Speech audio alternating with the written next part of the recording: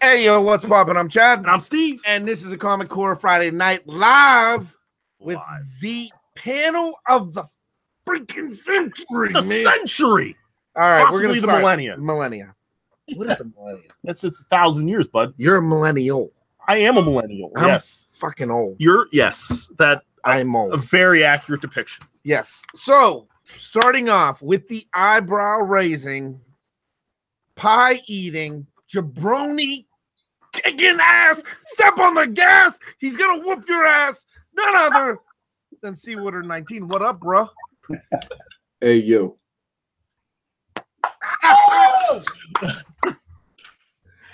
I'm gonna step on that later. How's it going? So next up from he's number 3 on Blast It or Stash It, number 6 in your programs, number 1 in your heart, Drew Manchu. What is going on, dude? Well, I'm number 3 on Blast It or Stash It. I'm clearly number 4. There's I just what's going on? I'm sorry, my bad. Number 1 on Blast It or Stash It. No, don't let Huey hear you say that shit. The guy get me fired. with the best mustache, the brother Hawkeye. What's up, Midwest? What's up, fellas? How's everybody doing tonight? Loving it. Loving it. Loving it. We're here and we're happy, No, man. no. Drinking Friday it. night. Drinking it. Loving it. Salute. Woo! Doing the bull dance. Feeling the flow. Cheers. The guy that is from Area 51, they released him. He got probed. I got to tell you, Area 51. Hey, all, how's it going? International tonight, and my first time I've ever been on a show, so I'm a virgin here, so take it easy on me. Thanks for having me. Ooh, fresh meat. The majority of us are, so don't worry. Yeah, unfortunately. Yeah. Picked us for our first live show. You got issues. Bueller, the man with everything going on in the world, putting out more content than anybody known to man. I love him. You love him, Bueller. So what's going on, guys? So, last week I did something a little bit different when I was on the show. And this week we're going to do something a little bit different because I didn't come alone this week. What? Come on in, What? No. What do you do? Yeah, Jeff. We got a run in by Jeff. Guys, Everyone's favorite. Duck butter. My good buddy Jeff. Tell me to put those magic cards down and clap. Say hello to your fans. What's going on? Welcome, my friend. This is not. You can say whatever you want to. I know you're a man of many words, so your lyrical thesis is going to be tested here. This is an easy pick. Last but not least, he's the man on the entertainment trail, the trailblazer, Trinity Entertainment. What's going on, Jeremiah? Not a lot, man. Just glad to be here. Glad to be upright. What's going on, everybody? What up, Jay? So we are live in the comic book shop on Magic the Gathering Friday, and I'm telling you, duck butter is trending. Duck butter. Tell me about it, Chad.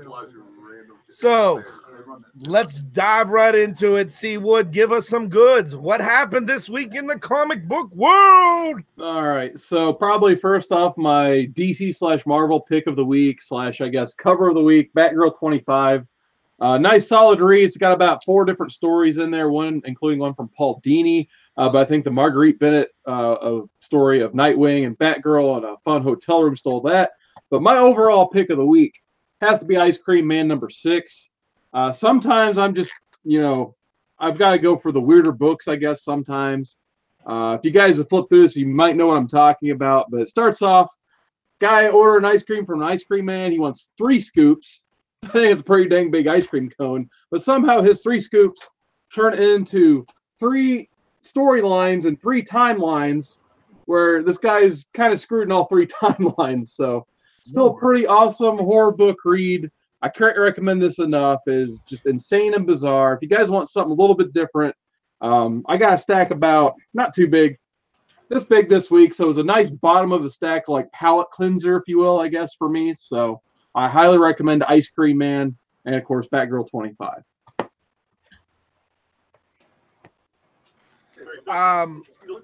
Drew, what you bringing to the table, homie? I got some really great stuff this week, including some Power Rangers Shattered Grid. Can't say enough good things about Shattered Grid. This stuff is pretty much amazing. Gotta love this crossover with the evil Green Ranger taking over everybody in Power Rangers continuity. That's pretty badass. I also picked up some fantastic covers this week as well. Let's see. I guarantee at least one of them was done by Joshua Middleton. No, No Middleton. neither of them were. I grabbed the Cosmic Ghost Rider Virgin variant. Wow. I'd like to say I got a good deal on it, but I paid pretty much what it's going for. Oh, that's awesome. That's Yeah. awesome. I absolutely love this Supergirl 21 cover with Supergirl and Crypto. This is Amanda Connor. Absolutely beautiful, a cartoon style here. I love Connor. Love that. Yep. Nice. And then the Piece de Resistance. Got this meat and potatoes, as Grandpa would say, Gen 13 number 1 variant. Ooh. This is a Michael Lopez. This is in pristine shape as well. I think I'm going to get this slabbed. It's absolutely beautiful, and you get some nips going on there too. So, pretty awesome week Cold overall. out there. You What's said that? in the It's magic. cold out there. Everyone came around. They want to see the nips. You said in the magic. Oh, we get some. Hold on, I got a high def camera here. We can get From in, a little in bit on these done. nips. You did say Drew's nips or whose and nips? the magic people came. Oh my God!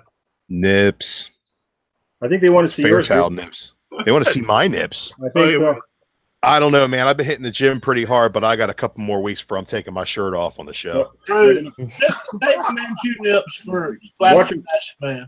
Watch them clear out now. Duck Butter's happening. Trending. I got everybody say duck butter on 3. Ready? 1, 2, 3. Duck butter. There it is. Yeah, duck butter. Duck butter.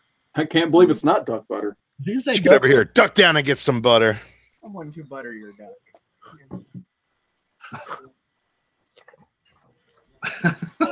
Magic, guys. Magic has gathered. The chat is going We crazy. have gathered around you. Paulie, what did you press or what did you see? Give us those 2 slabs behind you.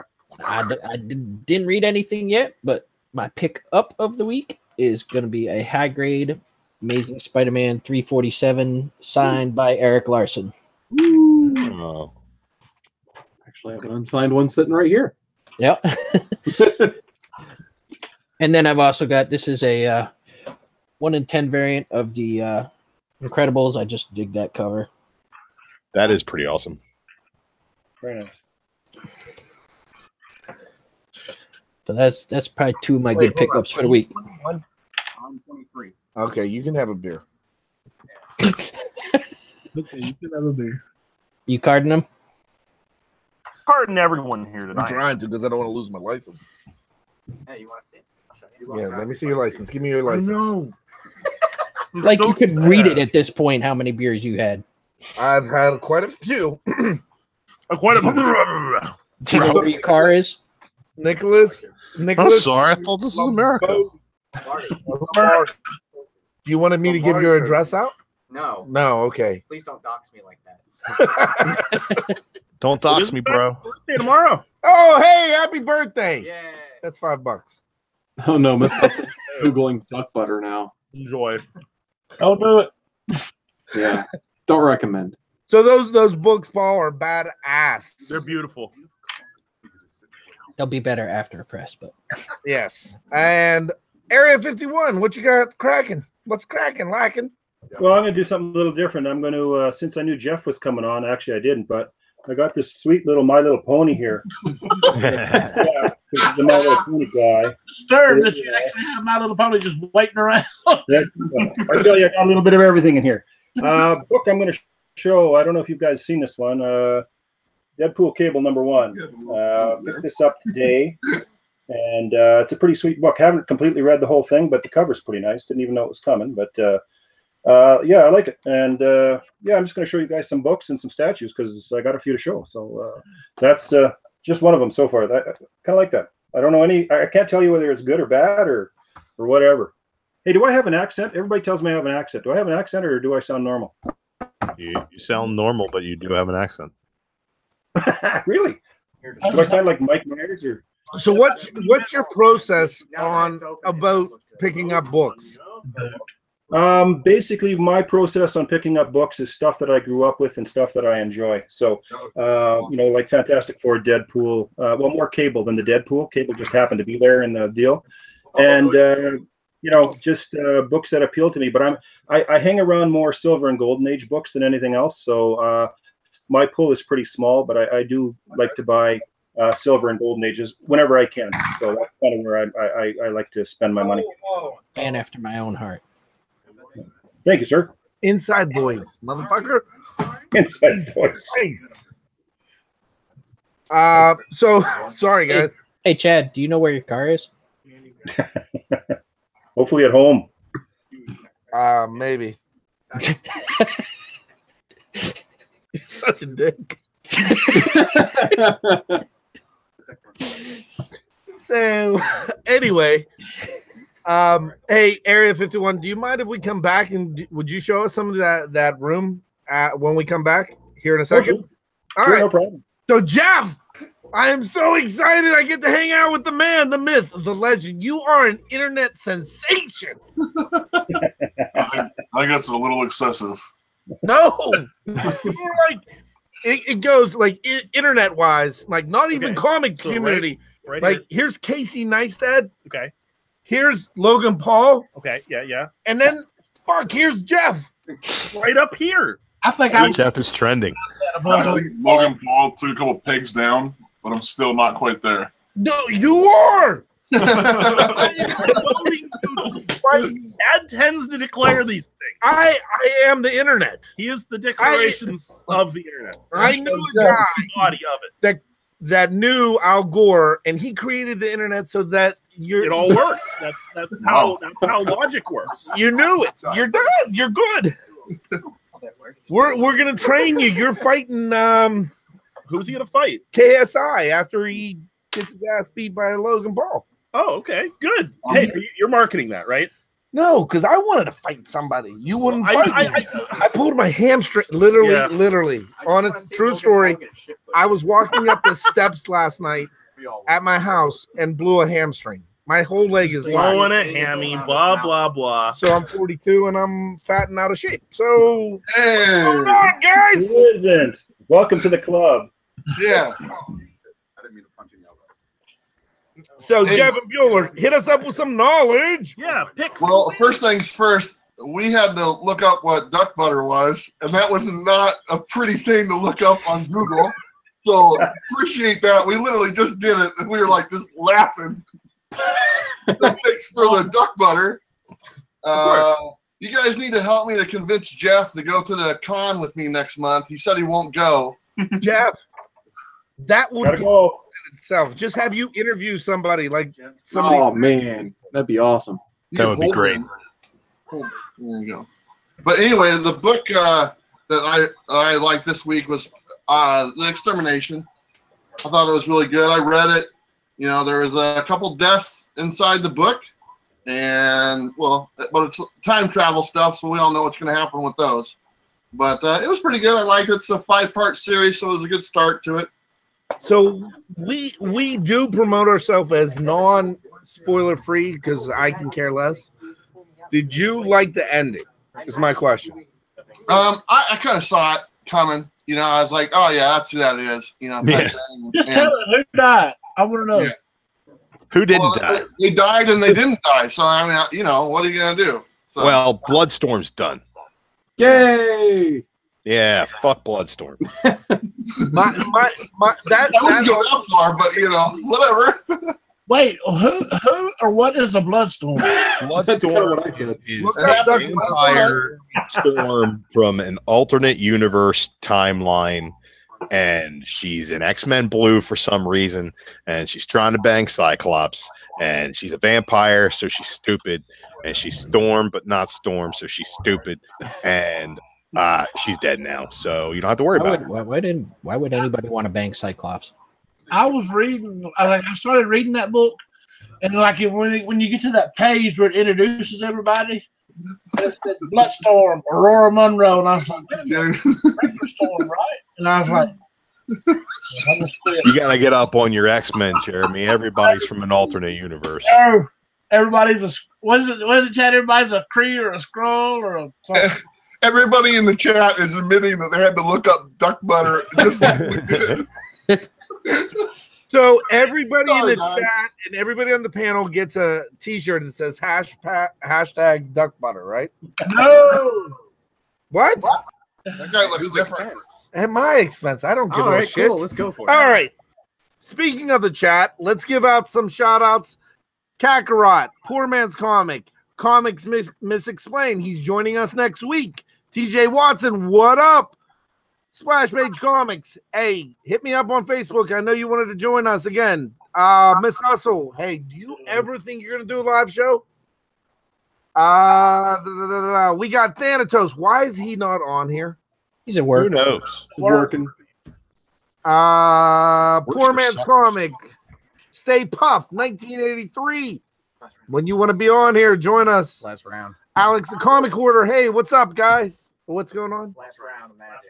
Last round? Then you get to leave? Yeah.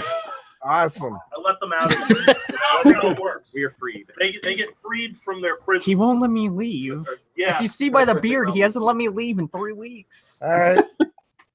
At least he's got a beard. He'll fit in here. Come on, Jets, let's go. Do you smell like cold cuts? Is it, Paul? Warm cold cuts. There's a Prison balloon. lot of weirdness going on down there. Salami Friday. Salami Friday. Poor Man's Comics. The great legend is in the chat. Check his he's doing his auction tomorrow night. We're gonna be live from the comic book shop. We're blowing through everything. I got Awesome Hulk or what? Totally Awesome Hulk. The first appearance of Awesome Hulk. I'm playing. Yep, it's going for $2. I'm selling it. If Jason Smith was in the chat, I'd give it to him for free, but he missed out. And Who That's Comics in the chat. And okay, next we're moving on. Trinity. Yes. What are you drinking?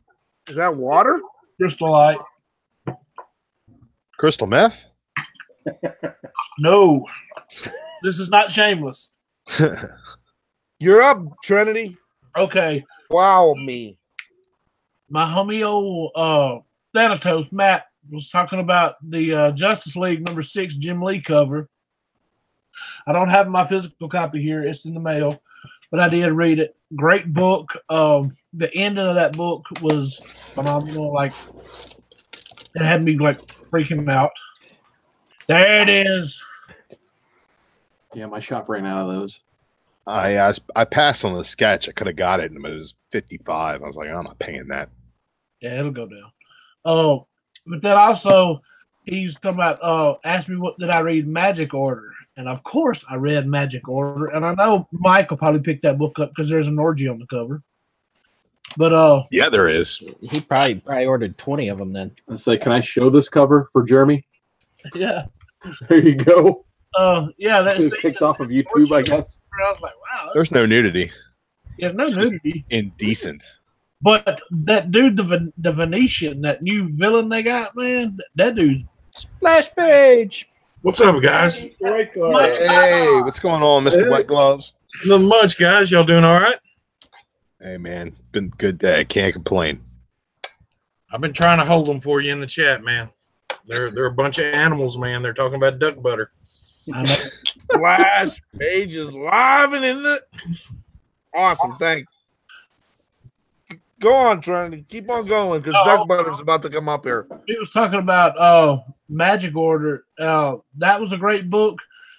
I really liked. I know Drew wanted to hear my opinion on Batman this week. I was very tepid on, lukewarm on Batman to the very last page, and then yes, that's one of my co-picks of the week. I don't know if anybody is. It's Friday. You should have read it by now, anybody. But sorry, Paul. I'm gonna spoil it for you. Go ahead. I'm gonna read it anyway. When he gets when he leaves the thing, they let I don't remember what happened to Mr. Cole with Mr. Freeze. I'm getting confused. But all I remember is that last panel. It's like the narration as he's talking to Alfred. He says, I need a different suit, Alfred, or something. And he says, Alfred says something, and then he said, no, something old. And it goes down, and it's Batman standing in his old suit with the crooks. So he's back to the old like Superman is. I was like, oh yeah, that's on now. I wasn't a fan of that, man. I like the Rebirth costume. Well, yeah, I like it though. I mean, it probably won't last very long. Yeah, well, they're changing all the costumes now, and it's starting to be a thing they're doing.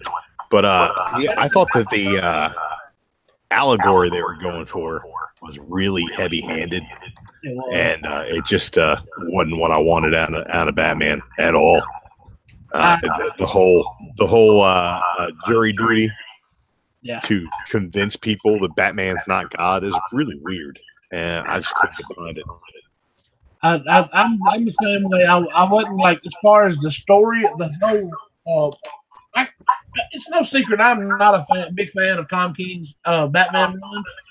The best two stories that came out of it was I Am Suicide, or I Am Bane, or whatever, and that whole run, and then the Button. That was the best part. I mean, that's what stood out. And that's kind of pathetic. We're at issue, 52, 53? Yeah, I agree. You digging Batman as much is something that...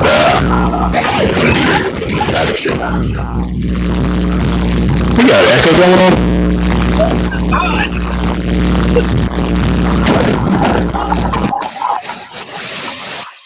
Drew strikes again. Drew, one of these days when that happens, you're going to have to go, bring us the Kryptonian!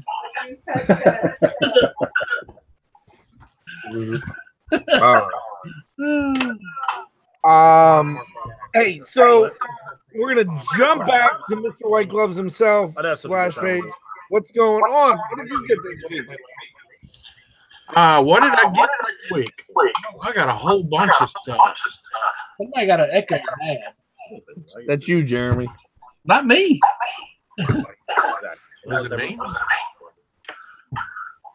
Creatures with legacy anchors. Okay, well, anyway, Jeff, we'll come to you. We keep this shit going, man. I need to open my snuff. Anyway, sorry. I might need help, Paul. Let me finish what I was saying because Drew was saying that it's a shame that I'm not liking Batman. That's actually one of the main reasons I'm loving Scott Snyder's Justice League is because I get to read good Batman writing. But yeah, the Joker's badass right now too. Dude, in that fight, when the Joker says, "Tell me something that you have that I don't," and he says, "Teeth." that was awesome. Jeremy, I'm gonna give you my. I haven't given you my picks of the week, so I'm gonna give you my pick of the week. Okay. X-Men Extermination. Very good, very good. Tony Stark, Iron Man. Infinity War. This guy's stealing my picks of the week. Steve, did y'all get the face reveal variant? Just hold on, brother. Spider Gideon. Spider Gideon. It was getting. Spider Gideon was awesome. Spider-Man going around handing out Bibles. Jeremy, I'm going to look you right in the camera and tell you this. I'm a DC fanboy. When my picks are Marvel, Scott Snyder needs to step up his game. Well, wait, hold on. Let me try this again. He needs to finish a story. Oh, shot across the bow. Justice League's been amazing, so I don't know what you're talking about. Even though my pick of the week was Justice League, my co-pick of the week was Crowder. Well, I have to agree with Bueller. I love the X-Men book. See Nate Gray back. I was a huge Age of Apocalypse fan. The Cable death surprised the shit out of me. Just to see him get the gun on his shoulder, it just made me proud. But I'll be honest with you, Batman was phenomenal. I really liked it. Justice League was good. I'm just busting chops, Jeremy. You know that. I was going to say, anybody that didn't like Justice League got a But if you're out there right now and you don't get this book, this is the next Spider-Gwen. This is the next big spec book. Spider Gideon. That's for Spider-Man. First appearance of Spider-Man handing out Bibles. I like Spider-Geddon, man. Edge of Spider-Geddon was pretty badass. The punk rock Spider-Man and his little punk rock universe was pretty awesome. The Hulk was badass in that as well. Just phenomenal overall. Who's writing that one? I don't remember. Hold on. Is it Christos Gage? This is the variant. It's not on the front. What the heck? Wait. Jed McKay. So, I don't even know who that is. It doesn't say written by, it says words by. So, like, I love the book. I think he's an awesome character. I think the whole Spider-Man, what they're doing with it is awesome, and I hope to see it continue. Marvel, I am very happy with recently. Spider-Man Ramon. Yeah, man. Corporate Kang was badass. Wait. If you guys get a chance, pick up Sentry. I'm caught up on Sentry, and Sentry is an amazing story. Yeah, he's a sweet character. It's nice to have him actually have his own book for a while. How long that's gonna last, I don't know, but it's a 12-issue max. Selling well, it's the biggest problem. What's that, Drew? Sentry's a 12-issue maxi series. Really? Okay. Yeah. All right. So, C Wood, anybody, what do you hit me with? Oh, well, Splash Page, you ready? I think we got rid of the echo. You're good to go, homie. All right. Well, you know me. I don't pick up any new books, but I did pick up some books. I got a Invaders #4. Nice book. I'm going back and I'm getting the Invaders series books that I missed in the 70s. So I'm picking those up and finding these all over. And they're, you need to go out and you need to get these books, man. While they're cheap, eventually they're gonna be pricey. Invaders #5. And of course, you got Invaders #7. I liked it so much I forgot and got it twice because it's the first Union Jack. So then I got Invaders #9 and Invaders #10. So, like I said, I go out and I pick up the older books, the Silver and Bronze Age books, and just chill out and with them at the moment. So that's my pickups for the week. So we had this pickup of the week. And walked in off the street, got it for a nickel. Probably about. And I'm pretty proud of it. It is Justice Society Death of Earth 2 Batman. Nice. Yeah, hot little book. You know what? I like it. So we are going to be on the Legend auction tomorrow night. I think we might throw this up. It's possible. Crazier things have happened. We might. I am telling you, what we are loading up for the auction tomorrow night is going to be ridiculous. Bueller, what you got for me, brother? I think you just finished up a video. Did you do an Inception? Everything's going good, my man. I mean, what can I say? I got my buddy Jeff here today, and he just got back from the beach just in time to make the show. I showed you the book I read this week. That's the only one I read, and that was good. Did you read a book, Jeff? Jeff didn't read a book. Jeff, who's your pick of the who's your NFL team? Tell him, Jeff. I've been a Bronco fan since I was a little kid. So who's going to win this year? Giants. Not the Broncos. Not the Broncos. Seahawks. The Bears. The Bears. Jeff really likes Pokemon, so if you got that little thing behind you, little Pokemon display, if you could show that to him on camera, he'd appreciate that. I'm okay. Pokemon binder. That's for you. Oh my god. Inside. Oh my God, Matt! Look, you Many need this thing. pages. Try All of the And Morty or Rick or whatever that guy is. You got the beer too. Okay. You got the beer. It's perfect. What's going on? But anyway, we got some cool stuff going on. I think I told you that my video that came out yesterday, we just got invited to cover the Rose City Comic Con, and that should be a lot of fun. And the Donnie Cates guy is going to be there, Jeremy. So that's all you, my friend. So I do need to ask a favor from you guys, and anyone who's watching and everyone in the panel. Do me a favor and go to the Rose City Comic Con website, find out, look at the guests that they have, and let me know who I should go after or talk to or interview, because there is literally like 50 comic creators so far that are going, and there's some big names. The ones I know are going to be easy, but some of the ones I might not be familiar with. So if anyone goes to that website, let me know who you'd like me to interview or sit down with, and I'll try my best to make that happen. Also, Bueller is doing some great things. If you're not, and I don't even need to say this. I mean, what I'm going to say, if you're not sub to this dude, sub him up. I mean, we started a page that got taken down, and this cat got 1,000 subs. He's averaging a ton of views. This dude knows his shit, and it's clean and it's great. Bueller, we love you. You're the brother from another mother. You stepped up episode 2 of the Comic Core, and I thank you. Hey, no problem. I'm glad I got the opportunity to be on this, you guys. I really do appreciate it. It's a lot of fun every week.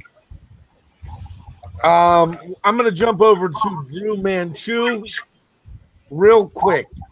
What con you going to next? I think at the end of September, there's going to be this con in Baltimore called the Baltimore Comic Con. And Can I come with you? I think it's only right that you do. Yes. I think everybody should come. Promises he won't kick you out of bed. But I do got to leave early on Sunday. Do you now? You want to know why? I need to know why. Because on that particular day, the Pittsburgh Steelers are going to beat the ass of the Baltimore Ravens. They are. Yeah, most likely. In fact, it happened in the future. We already know. You know this stuff.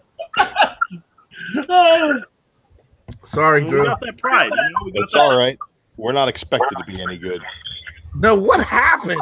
What happened the other day? Joe Flacco was given a giant contract a few years ago, and that was the death of the Baltimore Ravens. No, not at all. So, no. What happened is every time we get a great offensive coordinator, he goes somewhere else and is the head coach. Guys, listen, Drew is on Blasted and Stashed every Sunday night. I'm sure you guys know this. They're the ones that inspired us to start a channel. Jeremy actually, in the old reviews from the back cave, was our first guest. And these guys, you need to sub up. They are awesome. I don't make any videos. But Drew has more knowledge of books and Marvel than anybody I've said. And just some of the comments that were left with me last week in the direct message. Shut the fuck up. Who the fuck is this motherfucker? I'm joking. Sorry. Whoa. It's a family. Anyway. Mine. Drew's the man. He knows his shit. Anyway. I'm still trying to wrap my head around us inspiring anybody. Somebody is going crazy. Somebody's got feedback or something. We'll go through it. Well, I mean, the only people that aren't muted, Trinity, are me, you, Area 51, and Drew. So we're coming to Area 51. Why don't you give us a little bit of a tour of that? That palace, really. Yeah, sure. So we go this way. I got 14 details, the camera. and I got 140 statues in here. So, and that's that end. And then if we go right around, this side is over here is where I keep all my RC stuff and whatnot. Then we got that over there, and then we got that over there. So it's about an 11 by 8 room, and then of course the TV and whatnot. But yeah, that's pretty much it. And always adding, always doing something, always cleaning up. You know, something like that. Always doing something. Now, those statues that you got, are those sideshows or what are those? Everything. There's Sideshow. There's XM Studios. There's Iron Studios. There's Marvel Premier Collection. So just about everything and anything. Yeah. Now, are you and like we've had this discussion in the past. I'm more of a reader. I'm not a collector. I read the comics and then I give them away for free. Just ask Huey from Blasted or Stash It. I'm waiting to see any smiles. Nobody? Okay, cool. Hulk 120, Amazing Spider-Man 129 was one of my favorite books, and I gave it to somebody. I'm not a collector when it comes to that. I collect statues, and I recently got into it. Like, are you more of a statue guy, or are you more of the actual comic? Do both. I've got about 20,000 comics and about, like I say, 125 statues. But I've also got, I got 60 RC airplanes. I got 50 RC cars. I collect everything and anything, but I use everything. If I can't use it, I don't collect it. It's that simple. Nothing sits on my shelf and grows old. If it doesn't work or it doesn't fit what I'm doing, I'm the same way. I give it away or I move it on. So, quick question for you: favorite comic book character, movie, and your #1 piece that you own? Favorite comic book will always be Fantastic Four. When I was a kid, the very first comic I ever bought with my own money was Fantastic Four #36, and I fell in love with Medusa. And that book was read until it turned absolutely into dust. And I'm on the hunt for another one. So that is my favorite character, my favorite book. My favorite movie, probably of all time, and it's going to sound really weird, is Pacific Rim. It's one of my favorite movies, and I can't remember what the last one was, but that's kind of where I am. So, did you like the second one? You know, it wasn't bad. I wasn't overly excited, but it wasn't bad. It wasn't as good as the first one, but it was still very good. John Boyega is not one of my favorite characters. And Clint Eastwood's kid is okay. I think it's a stepping stone for him, but it was not as good as the first. And I think the reason the first one did so well is because it was so unexpected. It just came out of nowhere. Benicio del Toro just brought it out of nowhere, and it went massive. But it is one of my. I like the storyline. It didn't get bogged down. It didn't get silly. And I'm a Marvel MCU guy too. I love all the Marvel stuff. You know, even Dark World. I enjoy it, even though I know it's not a good movie. I still enjoy it, but. I'm always, my TV's always got something on. For the record, I love Thor: The Dark World. I do too. I think it's a great movie. Oh, my favorite guy with 4 names is here. JPEG. Hey now. What's going on? What's going on, GPAT? Hello, sir. So I'm gonna turn this over to you, my friend. It's hosting duties by you. Sorry. You showed up and he's throwing you the show. It's your show now. Just do what you want. Okay. Thanks for everybody for joining us tonight. Yeah, tune in next week. I don't know. So, hey, thank you for coming on. You're the man. You inspired me for our next week's show. We are doing live comic book reviews while making candles. I like it. You think it's going to go big? Huge. What are you talking about? No question. Huge. Massive. Huge. All I'm asking. Huge. Why are these? What is Comics and fire, never a good thing. Are we going to? We have a new show coming out, Comics and the Cosmos. What? Yeah. Are we Wait for gonna it. Tune in. It's gonna be good.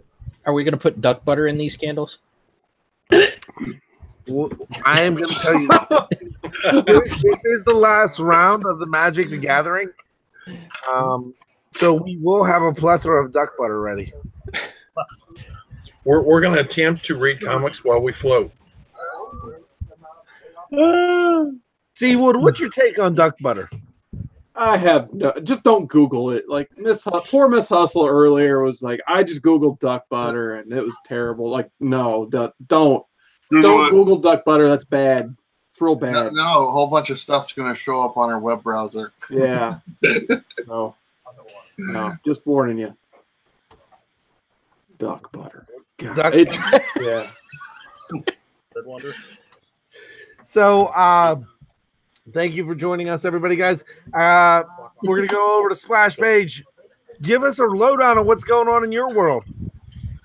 Well, right now I'm on a little break, and I plan on maybe later on in the year heading back up north and visiting some more comic shops. And I just got some of my footage done, the last video of the Roswell trip, and I may be able to put some pieces together. I got a statue that everyone is going to want to love to see. There's been a few people who have seen it, and this is you'll just have to see it. This is how I collect statues, so it's my first statue. So, and I plan on maybe going back to Dallas and later on this year to the expo they're going to have again. I haven't decided yet, and I have had an invitation to the Chicago con up north. I don't know if I'm going to go or not. I haven't really decided. My LCS wants me to because he wants me to help drive. It's like 18 hours from here. So I haven't really decided what I'm going to do yet, but he really wants me there. So you never know. Mr. White Gloves may show up in Chicago. So if you go to Chicago, are you going to go finally tell us what's in Al Capone's vault? Lost 2 Well, I think Geraldo pretty much blew that out of the water years ago. Was it dirt and an empty bottle? Yeah, empty bottle and old wooden match or something, you know. But I would love anything I find on the way. If I do go, I'll stop and do videos of zany stuff on the side of the road and zany happenings. And there's no telling what you'll find, you know, on the way up there. That's 18 hours. That's a long drive. So, but that's kind of what my schedule looks like right now. And it could change too because, you know, I do have some stuff going on with the family also. Well, if you're doing an 18-hour drive, you may have some duck butter yourself. Well, I know one thing. I'm not going to Google it. I've already learned that. No, that's not going to happen. So I want to give a shout out to Pope Servius the First. Stay Puff is still in here. Alex is hanging up. See Wooder, you're in here too, man. That is Inception, Bueller. Yep. That is Inception. He's in the chat. There you go. That works. We got Count Von Strange and TJ Watson. And okay, we'll keep on going. Somebody got to take over because the magic people are coming up the stairs and it's getting weird. So, hey, Chad, can I jump in here? And so you mentioned Inception. So I wanted that Inception video I did that shot the video while we were doing last week. So that video got a little bit of a hate from some people. And they took offense to it because, oh, that was disrespectful to do during the show. We love the video. The video itself was really a promo for this show that we do, which is great. And but the nice thing is, me and Jeff had filmed that hater video, appreciation video, like a month ago, but we never had an opportunity to release it. And because we got so much hate for that, we was like, that was a great time to put it out. So it worked out great. It was nice to put it out. It literally has been sitting on YouTube for about over a month, right? Yeah, it's just been sitting there in private. And so it worked out great. So I really appreciate that. So it was a lot of fun. I thought it was funny. I enjoyed it. I don't know who can hate I on that. absolutely thought it was one of the most funny things I've seen. Bueller, anything you do, I tell you, from my standpoint and everybody on this panel, you are getting 1,000 thumbs up. I had a conversation with JPEG.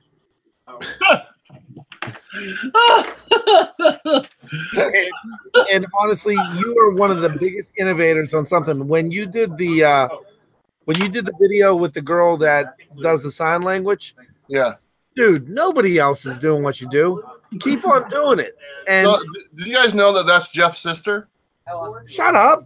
Yeah, does that's he do concerts too?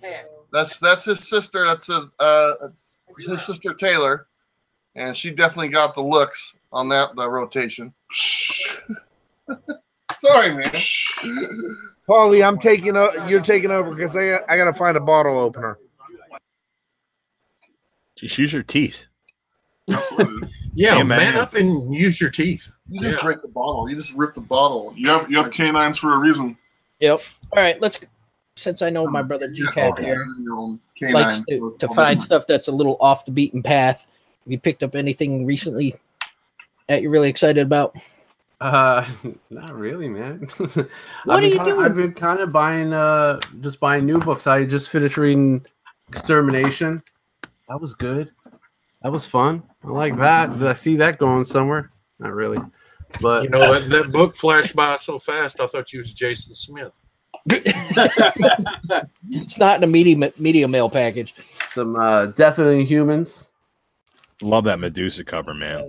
Right? Killer. Pick this up. This is cool. Issue 1-4 of Machine Man. Barry Windsor Smith. Great stuff. Herb, Tom DeFalco, Herb Trimpe on the interiors. Good stuff, man. I just love the covers on these as well. Yeah, Barry Windsor Smith. And I mean that was like when he was in his transition period between like his Conan style art and his newer stuff like Archer and Armstrong. Yeah. He was stretching. And then I read Fantastic Four #1. That was Fantastic Four #1. So Tell us more. Right. I mean, I like the cover was good. Yeah. The cover was The good. paper stock was nice also. Paper stock was amazing. Best get book that Marvel's putting out right now. Immortal Hulk. Best book. I love it. It's amazing. No more Justin Bieber Hulk. Thank God. So good. Totally useless Hulk. Now he's Braun, and that is way worse. Alex Ross is killing these covers, man. Prawn. So that's good. And that's right now I'm reading based on my wife's recommendation, The Seeds. David Aja. That's a good one. Yep. I'm just trying to get through it there now. Yeah, cool. Yeah. Seems all right so far. Yeah, I was just saying, I might end up putting that on my pull list. I really did enjoy the first issue, what it had to offer, obviously. So don't know the whole story yet, but definitely interesting. And the layout of it, you can tell like a graphic designer went crazy on this book. Yeah, David Aja is pretty good. Yeah, but yeah, I'm enjoying it so far. It looks like a Saul Bass cover or something. I mean, the guy that did all the movie poster for Vertigo and stuff like that. Yeah. So, kind of segueing into entertainment news there. I'll turn it over to Jeremy in a minute because he's our entertainment guru. Captain Segway.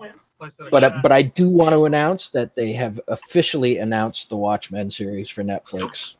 Just happened today, didn't it? Yep. Yeah, I read it like an hour before the show. Yeah. I thought it was a HBO series. It is. Is it HBO? Or, no, that's correct. It's HBO. My bad. HBO. David Lindelof, I think. Damon Lindelof. Yeah. So. Very mixed feelings about that. Yeah, kind of me too. I love Lindelof, but he's never finished anything strong. Yeah, and it's just, I mean, Watchmen, the comic, was just such a perfect package, and they're saying it's going to be inspired by it and live in that world, and I'm like, this is going to be a fucking disaster. Great, more Doomsday Clock. Now, Yeah. from one thing I read, it was going to be like it was just going to be in that world. It wasn't going to be those characters. It was going to be like other characters in that type of setting. So like marionette and mime. If they go back and they do the Golden Age hero stuff, like the first generation of heroes, like if they did the Minutemen. If they go back and they do the first Minutemen, I'd be all about it.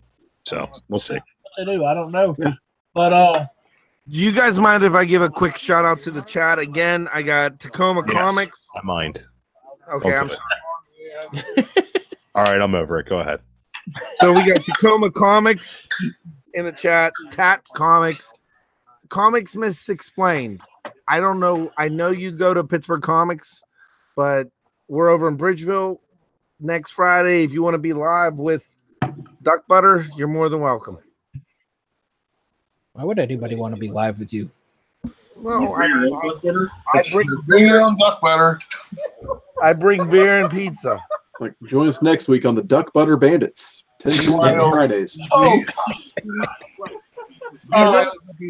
Alex was asking in the chat. He was asking. He didn't want to Google. He don't know what duck butter is. He didn't want to Google it because he got fired from his church. Just take 2 steps back, Alex, and walk away.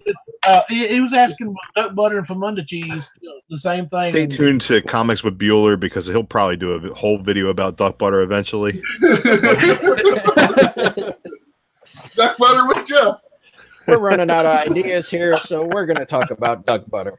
So the Magic guys are googling duck butter right now. The dude looks exactly like a Viking, but he 2018 film. Like it's a 2018 film. It's a 2018 film. They are making a movie. Oh my god! Who's making this video? Is it somebody that Who do we my sue? channel? How do we sue? We started this shit. It's probably the first Sci-Fi channel. Did they hack my channel before? What is the Urban Dictionary? I don't need to know that. I'm good. I'm out. I'll start reading nothing but Marvel at that point. So that's your nickname now, huh? No, Miss. Come on. So, Bueller, real quick, are you going to do a live show on Sunday night after SummerSlam? Yeah, I think me and Legend talked about it, and I think he just mentioned something in the chat. Seawood, are you going to be on there too? Yeah, I'll be there if you guys will have me for sure. Yeah, that sounds good. I've got wrestling. SummerSlam. That thing is going to be like a 7-hour show, so that'll be a lot of fun. He's not giving me any love. I'm very upset about that. You're getting the next invite, Chad. I'm going to give him duck butter. I'm sending duck butter to Legend right now. Post SummerSlam, I can just bitch about how much NXT was better the whole time. Yeah, you know that I'm looking forward to NXT. Shows, every time they do them are just off the charts, man. They give the people the time to wrestle, and they only have like 4 or 5 matches, and they're all just top notch. Yeah, it's SummerSlam. The whole card. I mean, I want to see Joe. Mm-hmm. Same here. His promos have been off the hook lately, but I mean, the rest of it just doesn't. I just don't care about what they're doing. Oh, you don't want to watch Brock Lesnar and Roman Reigns again? Oh my, Roman Reigns! Wow. I refuse to boo Roman Reigns. I think that everybody who buys a ticket should just sit on their hands when he comes out, and then they'll show him how terrible he actually is. Jeff's a big Roman Reigns fan. You like Roman Reigns, right? Not true. You like Jeff doesn't strike me as a Roman Reigns fan. I think Ziggler and Rollins will have another great match. Yeah, but I won't go anywhere. As I say, I hope it's just not tons of interference, but it probably will be. But at least it'll be a solid match for at least 10 to 15 minutes, I think. Yeah, I like what they're doing there, but at the same time, I'd rather they just push Drew McIntyre. That's true too. They will. He'll get his time. He needs that. They need to give Ziggler the belt, the IC title, let him run with it for a long time, and then have McIntyre turn on him. Do the whole Shawn Michaels Diesel thing again. Like, let them do that. I'm cool with that. Let's relive the past. If we're getting internet promos from the NWO, we might as well go back and recycle some programs that worked. You know, that McIntyre guy, he's come a long way. You think about where he was with that 3MB. And he now got saddled with a bad gimmick right away. Yeah, so it's cool to see him back, man. That guy's a mountain. Dude, if you see him live, we went to NXT show and we sat ringside, and the guy is freaking massive. You don't realize how big he is, but he dwarfs the other guys in the ring. He makes them look like children. Yeah. Me, Jeff and I went to a SmackDown, I think about a year and a half ago, and maybe it was longer. It was right before Enzo and Cass debuted on the main roster, and they came out and they did a dark match. And Jeff didn't know who they were, and I go, man, these guys are going to be big. Watch. And they debut, and now they're both fired. You can't let somebody call you a raper. It doesn't matter if you're a raper or not. You're not allowed to let somebody call you a raper. Yeah. And then you're done. Yeah, or a rapper for that matter. Well, his rap is hilarious. You should definitely Google that. Give that a listen.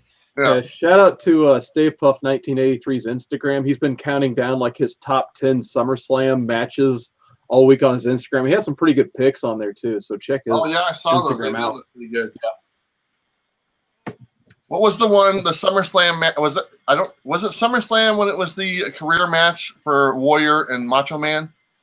That was WrestleMania 7, I think. Oh, okay. All right. That's one of my favorite all-time matches by far. Yeah, that's good. That's when him and Liz meet up at the end. They reunite finally. Good story. Missed that one. Yeah. And all those people have passed away. I know. That's like the most depressing Mania. Yeah. Miss Elizabeth, the Queen Sherry, Macho Man, and the Warrior, all gone. But I guess I can segue this back into comics since we're called the Comic Corps and everyone went mute for some reason. So I figured I'd show a couple pickups I got from this week. I got this book this week finally, that white cover for Ultimate Spider-Man #1. I've been collecting this one since like the Ultimate Spider-Man stuff. This is one of the first things I collected when I first started collecting comics again in 2003. I never thought I'd own like this one, which was also in the haul, Ultimate Spider-Man #1, obviously, but to get this one as well, this is a pretty big get for me. I know it's probably not worth a lot anymore. I mean, since the Ultimate Universe is pretty much dead and gone, they're not worth a heck of a lot. So I'm glad I finally pretty excited to get it. Yeah, I was gonna say I was pretty excited to get this. I won't lie. So I was ecstatic to get this for a phenomenal deal. So I got pretty much like the whole Ultimate Spider-Man run is just as a part of getting that. So pretty much like just the value of this paid for the entire run. So I was very happy with that. And then preview of my New York Warriors auction winnings, which by the way, those guys have some auctions. Got Swamp Thing #1 too. So got this off TiVo. So another book I never thought I'd own for a great price. So Swamp Thing #1. Absolutely awesome book. Happy to have that. So congrats. That's awesome. Yeah, thanks, man. That's badass. Yeah, and I guess my last crazy get for the week, I just got this in the mail today. Wolverine #1, the Frank Miller miniseries. So there's that too. So another solid book. Yeah, I love that book. That's one of my all-time favorites. Yeah. So, I ended up getting books off the stand. Nice. Yeah, I've been looking for this one since the 90s probably. So I just never really bit the bullet on buying it, and finally I got a solid deal on it this week. Probably had a couple too many beers, pulled the trigger, but hey, it's in my collection now, so happy to have that. Beer keeping eBay going since 1996. Right. We have another person join the panel. Starting to get super crowded, but I'm loving it. I'm drunk. So LP from none other than Niobe Comics. Hello. Welcome, brother LP. LP. What's going on, Larry? I'm not even sure if I'm supposed to be here. Legend sent me the link, and I didn't know it was bringing me to the show. So if I crashed your party, I'm sorry. It ain't no party unless Jason Smith is in it, and he isn't, so we're good. Woohoo! And they are So, LP, why don't you give us a little bit of a lowdown of what's going over on Niobe?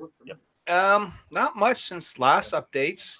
We're Samantha's kicking out the pages. She's done 3 so far, and we're waiting on our cover, and we're talking with other people to do prints and variants, and it's all coming along. In the next month or two, we'll announce the Kickstarter.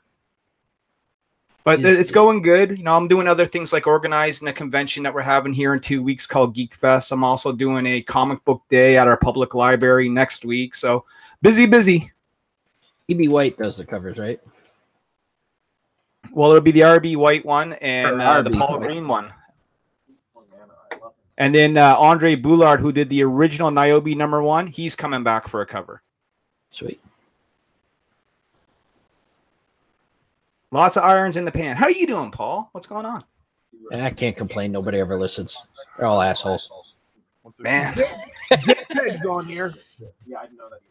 You do have a stoked house here, man. You got Bueller, you got Woodard, you got Drew Manchu, you got Splash Page Comics, a guy who I haven't talked to in a dog's age, man. Toy Box, who I never met before, but how you doing, sir? Of course, you got JPEG. You can't have a show without JPEG. Trinity Entertainment. And of course, whoa. What is this JPEG shit? Chad's drunk and he can't say GPAP. So, call me whatever. It don't matter. JPEG. So the reason why is, I'll tell you, I actually, after I did that hangout with you, I called LP and he's like Kiss, dude, like Kiss. And I'm like, what are you talking about? And I'm like, I think his name's Jay. So when Rich and I were doing the show, we were trying to think. I said, hey, this guy named JPEG told me that we needed to do reviews making candles. And Rich goes, what the hell are you talking about? I'm like, I don't know. We're gonna make candles. And he was like, that's all you took for him? And I literally called Seawood and I'm like, Carson, didn't JPEG tell me that I had to make? And he goes, who the fuck is JPEG? There are two things I want from you, Chad. I want to see you making candles, and I still want to see those puppets. Those puppets, and I just haven't seen Dana is around. I want Dana to make everybody a puppet. I got a hat for my puppet. Come on. I want the whole show as a puppet. I don't care. I'll definitely do that. Mail me a puppet. Are you down to do a puppet? Yeah, I'm down. We'll do a puppet. I've always wanted to have a puppet. We're gonna make it have a big. There you go, Drew. So it's out of love. I'm gonna call you JPEG because it seems to have stuck. And Naomi. Pretty sure GPAP is stuck. I'm pretty sure GPAP is stuck. No, GPAC is the shit. You are the man. I appreciate you even showing up. The efforts that you did once we got hacked on that heinous crime, you actually helped. So surprised the FBI wasn't involved. No, they were, and I'm gonna. You know what? Do you guys care if I talk about that for a brief second? Because this is almost the exact same panel that was on there the night that we saw that horrendous thing. Oh, fun days. So I reached out to local authorities. I reached out to FBI, and JPEG, when he reached out to me, he sent me enough information that I was able to turn over to the authorities, where I'm hoping, I haven't heard any feedback, but I do believe the individual may have been caught. Nice. Because didn't GPAP find someone that the exact same video got played on their channel? Well, here's the thing. These guys weren't the only guys that were attacked. This happened to half a dozen, if not more, channels, man. Yeah. I think GPAP found an exact one that had the same. Yeah, I'm subscribed. Well, this is rotating. Go ahead. And they go live and have brought it to my attention as well. And so we just screenshotted everything and just sent it along. So, it was somebody in the weights. That's what they were doing. It was just somebody in the weights just looking for you just type in verbatim through Google. You type in Hangout, links, come join, something like that. And they'll find it. You can find it. It's not difficult. Whatever. Add YouTube to it. And you can join random links. Back in the day, people used to do it all the time. Just hop on some kind of atheist chat, and people would come on, and they would troll stuff and this. But nothing to this degree. And I never saw anything. I had said that. It's going to be a close one. You don't play around with that in North America. Like, you're screwed. You know what I mean? This isn't Czech Republic or some shit. This is North America. Like, you're going to get caught. You're an idiot. So yeah, right. So I mean, there's that. I mean, the bottom line is if they got caught, that's good. Yeah. So between him and Jason Smith, who took screenshots that particular night of the people that were in the chat, biggest thanks to you guys. I was too flat out shocked to even think about that shit. I'm going to share with you guys a little bit of information.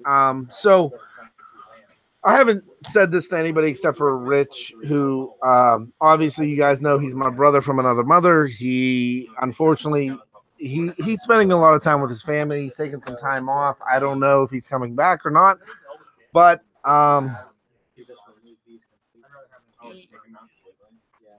when I contacted YouTube reached out to me and they offered us our channel back. Unfortunately, that particular night that showed up for 1 minute 47 seconds, way too long. 2 seconds was way too long, and my opinion is that when they asked us if we wanted our channel back, I took it upon myself to just say no, and I wanted to start fresh. My take on this, and if it wasn't for LP, Jeremy, Paulie, Drew, C. Woodard, all these guys in the chat, I wasn't going to come back. And I'm nobody. I don't have the subs. I mean, shit, we've had this channel up for a week and it's got 80 subs. Great for us. But the best thing about YouTube was me hanging out with my friend. When I got the opportunity to hang out with you guys all become my friend. And that's why I do this. And it was to bring this community together, or network, or comic core. We have fun doing this. We have a lot of conversations, and there's a lot of difference of opinions. We let it happen. But that's why I'm sitting here tonight with you guys. Paul, take over because I'm done. Well said. You like us? I fucking hate you. I know you do, but my backdoor get friended into a Steelers fan. What's going on with that?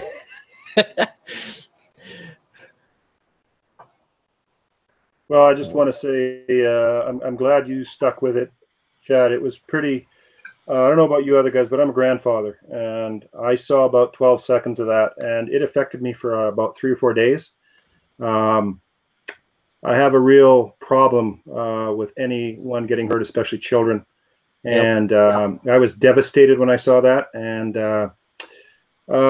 you know, I was really sad that you guys had to put up with that and everybody saw it. And then I saw your channel had been terminated, and it made me sadder. And I thought, wow, this is really pathetic. But I'm glad the Comic Core is back. I mean, I'm glad I was asked to come on it, and I don't want to belay the thing, but it was probably one of the most worst experiences I've ever had. And I sure hope they found the person. And, you know, I don't know, I've never met any of you personally, but I've been watching all of you for a long time. And so you've become part of my YouTube family. And, you know, I'm not going to sound like I'm some nerd that never goes out and does anything, but I look forward to seeing your videos. I look forward to your chats. Like Mr. White Gloves and Jeremy and everybody. And Niobe, I'm not actually Toy Box. That's my second channel. I'm Area 51. So that's who I am. So good to finally meet you, brother. Yeah, you too, and another Canadian. So, but I just really appreciate everything you guys do, and especially Chad coming back after that and keeping it all together. So, and on that note, I'm going to show that. I don't know if you guys seen a comic from Zimbabwe, but there you go. These are the kind of little goofy things that I like to collect. And if you look at it, it says 24 cents plus 1 cent tax. So I think I'm moving to Zimbabwe. They only pay 1 cent per stuff here. But it's kind of neat to see this. But that's kind of the eclectic stuff I collect. But I just want to say thank you to everybody. You really make a big part of my life, and I enjoy you guys. Well, like I said in my video that I did right after it happened, I mean, we're essentially a niche community. None of us are you know, have 2 million viewers and none of us make any money of this. We do it because it's fun. And the fact that this invaded our little niche community is kind of depressing, but how we come back from it is what's important. And we're not giving up. We're keeping this shit going. And, you know, and I think in a lot of ways, I mean, it's caused a lot of talk among the community, and I've seen it happen a couple times in my time in YouTube. Everybody says, oh, we're all together, and then we kind of gravitate to our cliques, and then something happens and we all come back together again. This brought everybody back together, and this was a big one. So, I mean, I think this is going to keep people kind of realizing that we have to protect our community on a whole for a longer time. Because some things you can't unsee. So, I guess I'm going to jump on my sandbox here and kind of share something with everybody. And if you guys... Soapbox? Soapbox? Is that what I said? Soapbox. Soapbox. I meant soapbox. I've been breathing in duck butter for 25 for I don't even know how long, 2 hours. But anyway, you don't want to get sand in your duck butter. No, I hate sand. It gets in places. It's coarse. It's rough. Oh God, we're gonna get into bad Star Wars dialogue. Look, I don't. I mean, Paul and I have had some conversations, and I consider him a really, really close friend. And on a personal note, like, he's helped me through some things recently, talked to me off the ledge a couple times, but we are a community that I think LP has said it many times, that we have to stick together. We have to be together because we're a niche community. It's us versus the magic duck butter people. And you're going to see a group of rally against the smell of prison bologna. I still don't know what duck butter is, and I'm kind of glad I don't. Don't Google it. Don't Google it. A group of magic people are going to just all of a sudden pile on top of him over there. So, but at least they're not Yu-Gi-Oh people. They'll end up looking like that chick on CSI Miami. I just watched an episode that got swallowed by a snake and spit out. I want to watch that. Yes, that's like shit that I'd watch. But here's the thing: there comes a time when we've all been bullied. We've been talked about. There's been things that have happened in the past that people have just, at this particular moment, and nobody's watching us. I don't give a shit. From a comic book community standpoint, I want this moment right now to be the moment that everybody just fucking get along. Put everything in the past behind you and move forward. And guys, if you don't get, my mom was a second grade teacher. She told me my entire life, if you don't have anything nice to say, then don't say anything at all, and I'm going to live by those golden rules. You guys want to say something derogatory? Fuck it. Who cares? Put it in the link below. Sub us up, subscribe, hit the ding button, and merch is on the way. Hashtag duck butter. I'll turn it over to anybody else who wants to talk. Bueller did a great view on Haters. Awesome show. Watch it if you can. I'll go through the panel we've been on here. We got about 20 more minutes, and let's fill it up with some positivity, because everybody knows I'm on the quest. What the fuck is going on over there? There, keep it positive. Always positive. He's positive that he doesn't know what the fuck is going on over there. And there you go. That dude's got a penguin. Hey, I wanted to take a second. There's Undisputed Frost. He's in the chat right now, and he did a really good review on Oblivion Song, which is actually one of the books I'm reading right now. And if you guys haven't checked it out, go check it out. Undisputed Frost. Good review. Great book. So it's worth taking the time to watch, you guys. And there's a prime example. Undisputed Frost, he reached out to us, even though I tried to connect with him on Facebook one time, and he was like, I'm like, hey, man, I watch your show. You're awesome. Click. And he responded, I see you. And I said, cool. And I'm like, I said, Paul, is this dude for real? And Paul's like, everybody hates Undisputed Frost. Oh, I said Undisputed Frost hates everybody. Oh, that's right.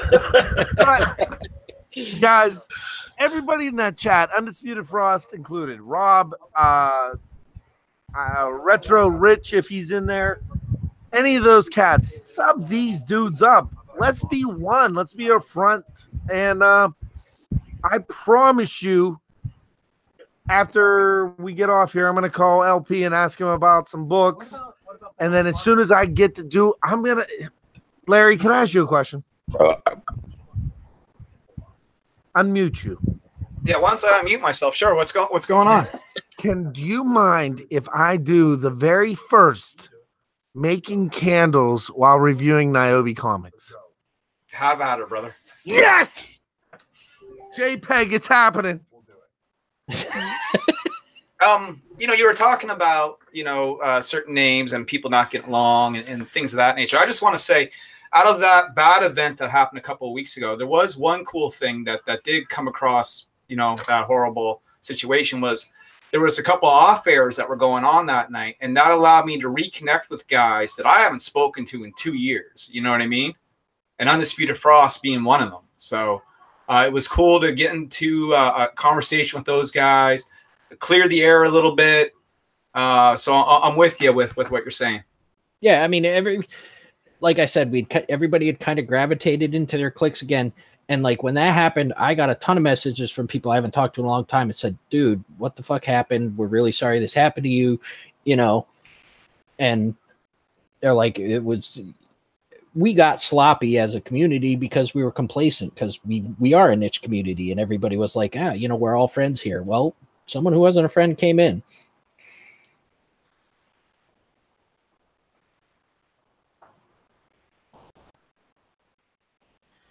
Yeah, I'm kind of new to the community. I've only been doing this a few months and really didn't know anyone until just then because I didn't participate that much. And I got to tell you, it's so nice to be able to be a part of something like this.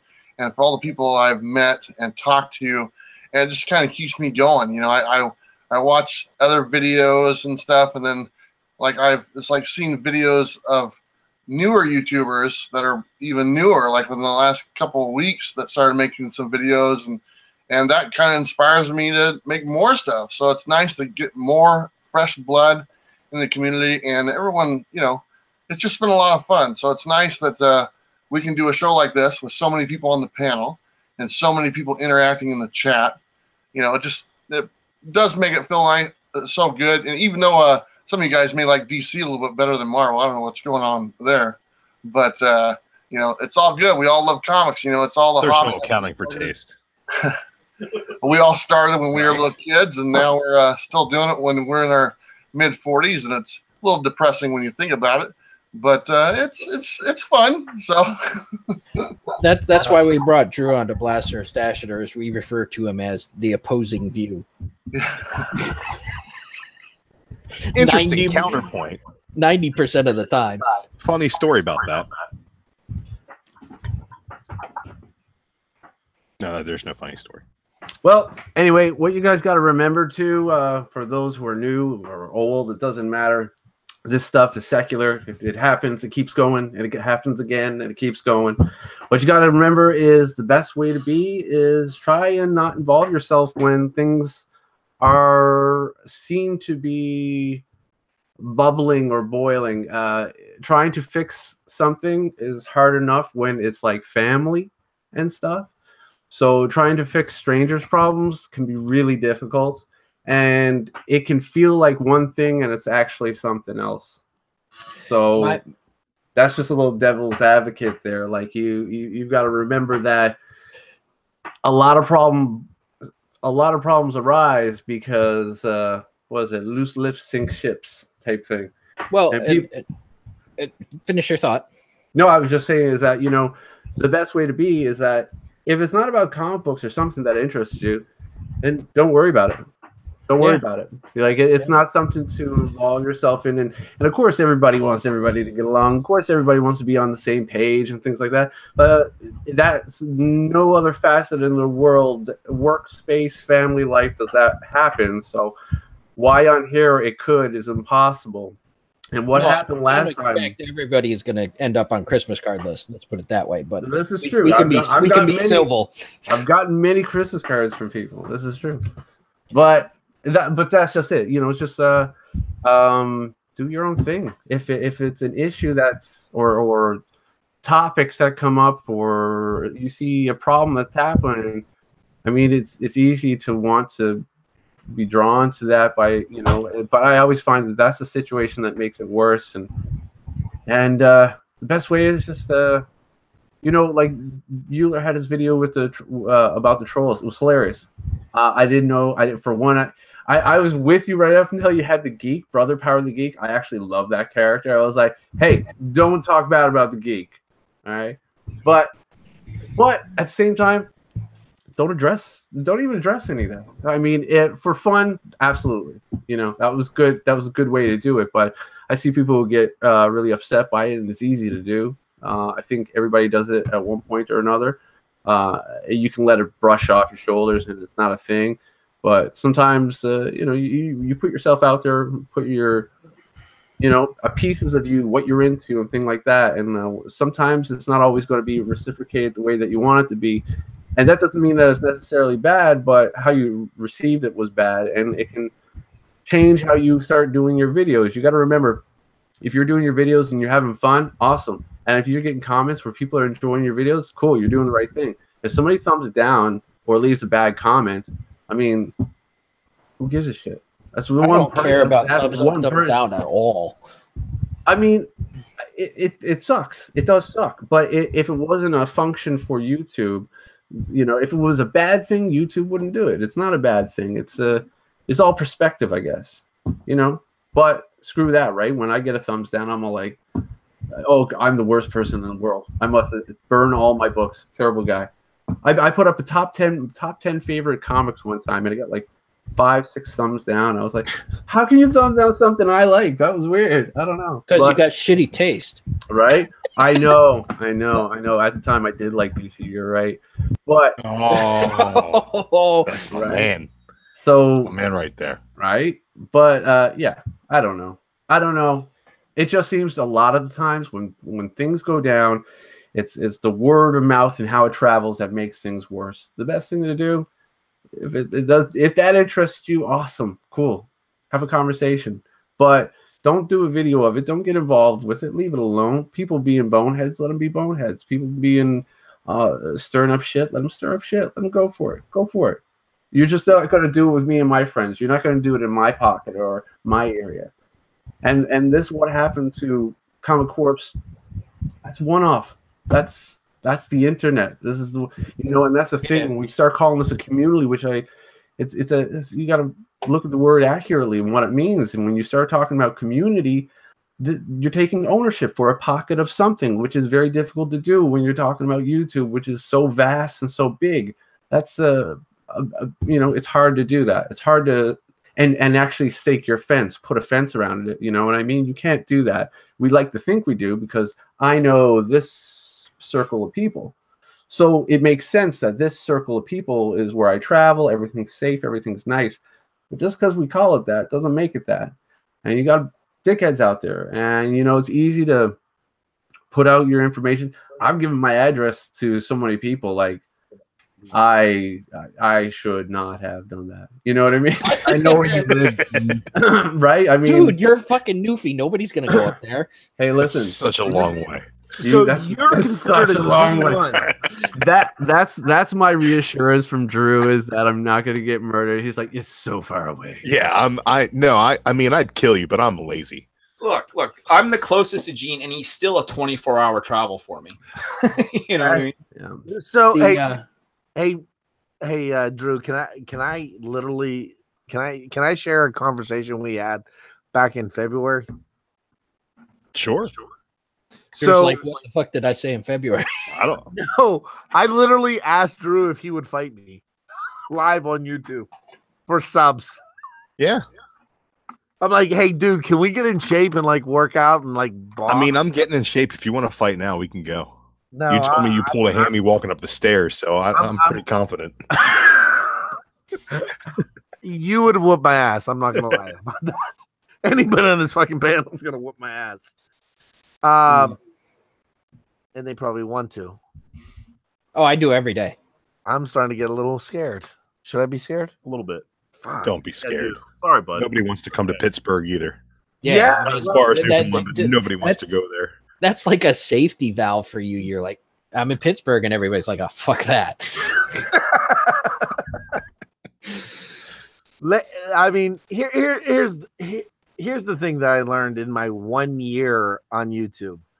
It is full of drama. And I will tell you, I reached out to a bunch of people when we decided that we were going to create this. I reached out to Larry, our LP, and I reached out to Jeremy, and I reached out to Paul, and I reached out to everybody. And I'm like, we're going to come up with this great idea, and it's going to be amazing. And then came the drama. And it flowed. Is that a word? Flowed? It flowed. No, it should be. No, it flowed. No, it didn't flew. Even flow. It didn't even flow. It was like a tidal wave of drama. And everybody had a difference of opinions. And it was about views. It was about subs. It was about, hey, we're going to do this. We're going to do that. And, you know, even Rich and I, we battled our internally, like, oh, well, hey, we're going to stay with the DC. We're going to stay with the Batman flow. We're going to do this and we're going to do that. And, you know, I love the fact that Bueller's doing his thing. Area 51, I watch him. I constantly watch his stuff. I watch every single person on here. I'm excited about splash pages across America. This is what it's about, is us coming together as a community. If anything that night could have happened, the only good thing is it brought some of us closer together. Frost had some beef with some people, and Rob had some beef with some people, and LP and had some beef with some people, and Jeremy had some beef with some people. But I believe at the end of the day, it brought us together. And if that's one thing I can say that I'm happy about, I miss reviews from the Batcave. Shit, I didn't save any of those videos. I missed the fact that I saw Mick Foley and he told me how to get the pop going. Bang, bang, Cactus Jack. Seawood. But it is a very niche community, and at the end of the day, we are a bunch of nerds. And there's a song by what the heck is that guy's name? Adam Warrock. And it's like it says, you know, he talks about, you know, I used to read Wizard magazine, DC and Marvel. I mean, guys, come on, it's comic books. Do we really need to take his shit serious? You want to take something serious, Metallica or Danzig? I'm gonna drop the mic on that shit. I mean, I'm not a what legend refers to as a G1 guy like GPAP, but I'm also not as new as some of the people here. And the best advice I ever give to anybody, I think, and I've said it a number of times, is I don't care where you are in an off air or whatever. Don't say anything about someone that you would not say to their face, because somehow it's going to get back to them. And that's what creates a lot of the drama here, is things that are said and people get reported back to them. Like I've also always said, I'm a 46-year-old man talking about funny books. I don't take this shit too fucking serious. If someone disagrees with me, whatever, unless it's Drew, because he's clearly an asshole. Man, you're old as fuck. Yeah, well, I'm the old man on the panel, but you know what? I look better than the other ones. You're not the old man on the panel. I'll tell you straight out, you're not. No, not on this I don't panel, think but so. on Blaster Stash it I am. I think I'm going to commission Jeff versus Drew. Oh, sweet Jesus. I got to fight Jeff. I got to fight the people's champ. Dude, listen. I'm going to come down to Baltimore. We're going to borrow Ray Lewis's white jacket, and I'm going to train you. You're going to make me stab Jeff? I don't want to stab Jeff. Shh, that's our secret weapon. I'm not stabbing the people's champ, man. It's I'm gotta like be at the same time. Rikishi So Drew running over versus Jeff Stone Cold for the Rock. next year. Who's down? My money's on Jeff. Sorry. Can we have it be like a New Japan Pro, like barbed wire exploding ring match? That's the only way we're gonna do it. Bueller and I are gonna rig the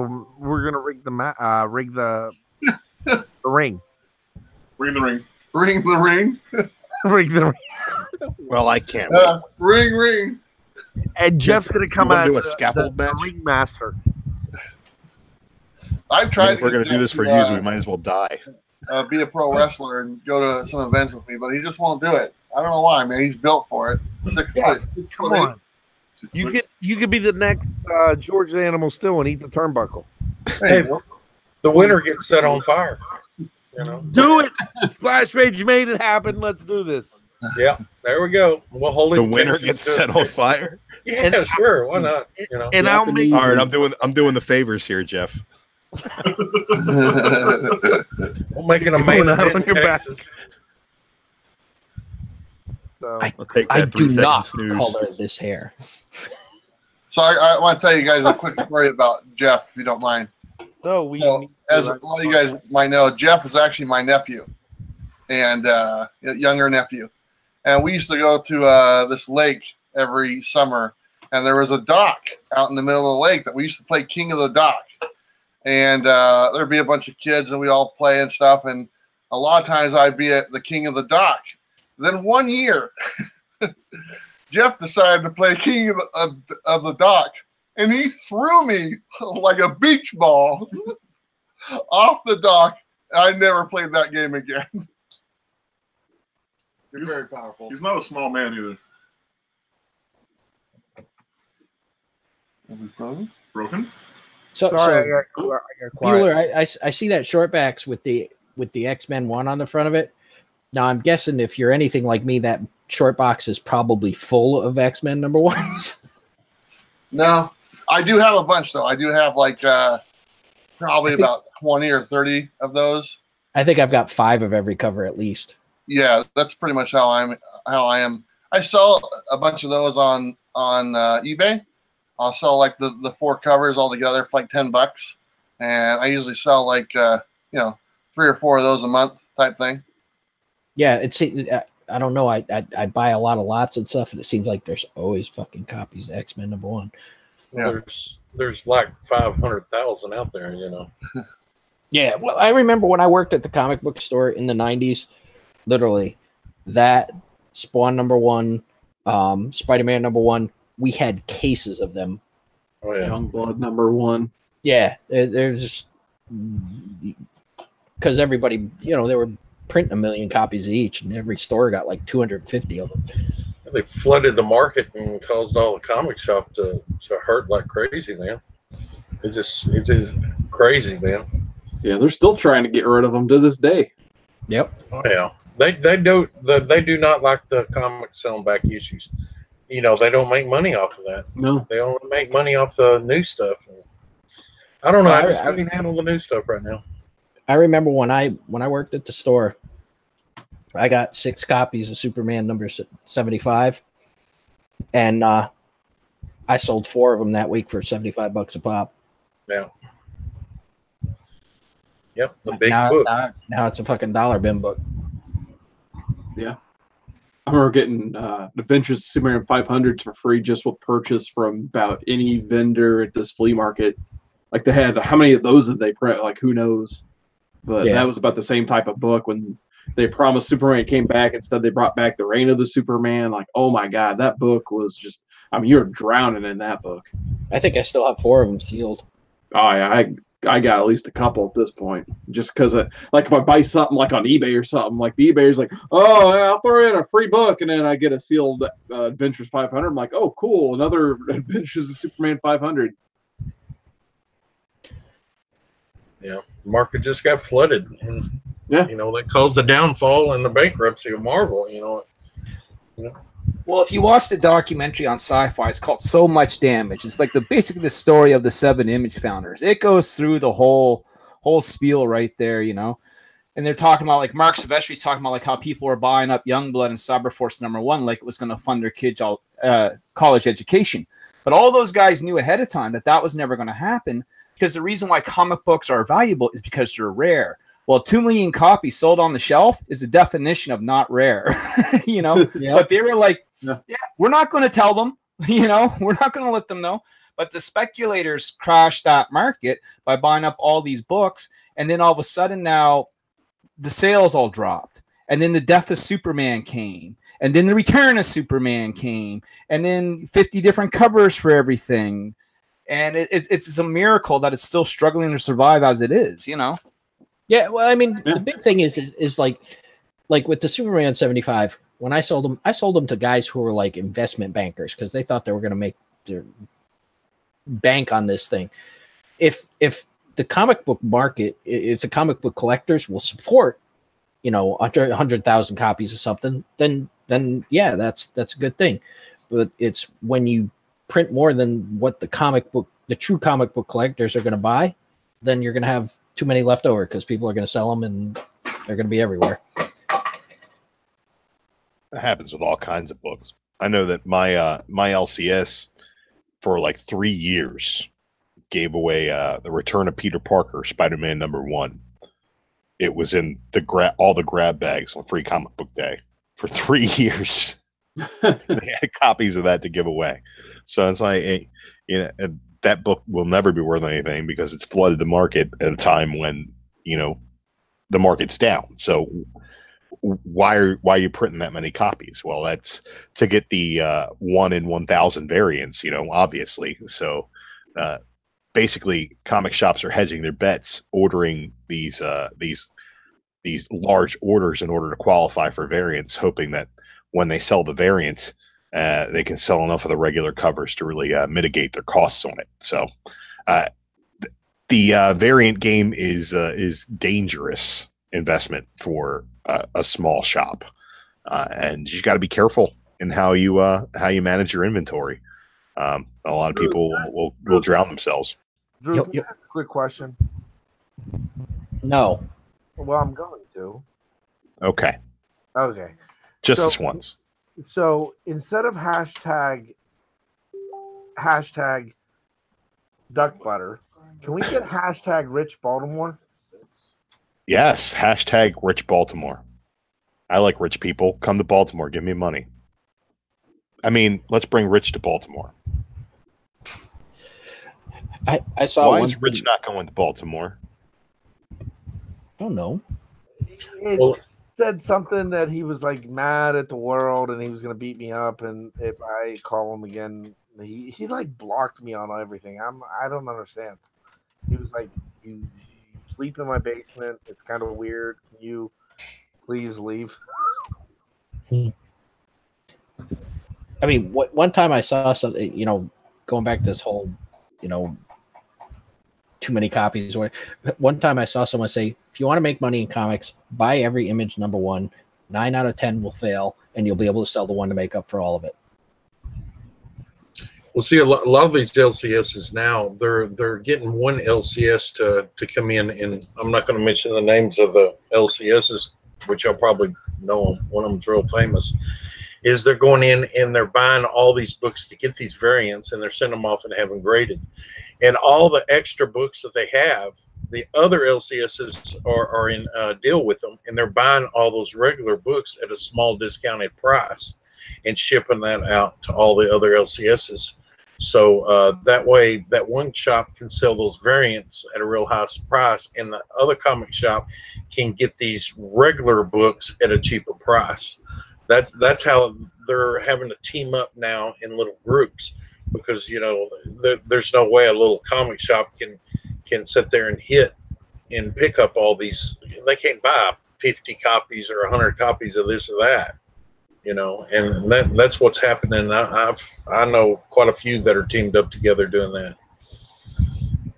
My big thing is I wonder about all these ones where they're like saying, you know, you get a guaranteed 9.8 before the book is even out, and you're like, well, is CGC's cutting them some slack on their grading?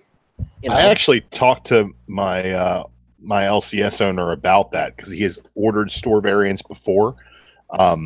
Basically, the way that works is they just drop ship a ton of books to CGC, and they tell them just slab what's a 9.8, whatever's not a 9.8. Don't even worry about slabbing. So basically, it's a mass.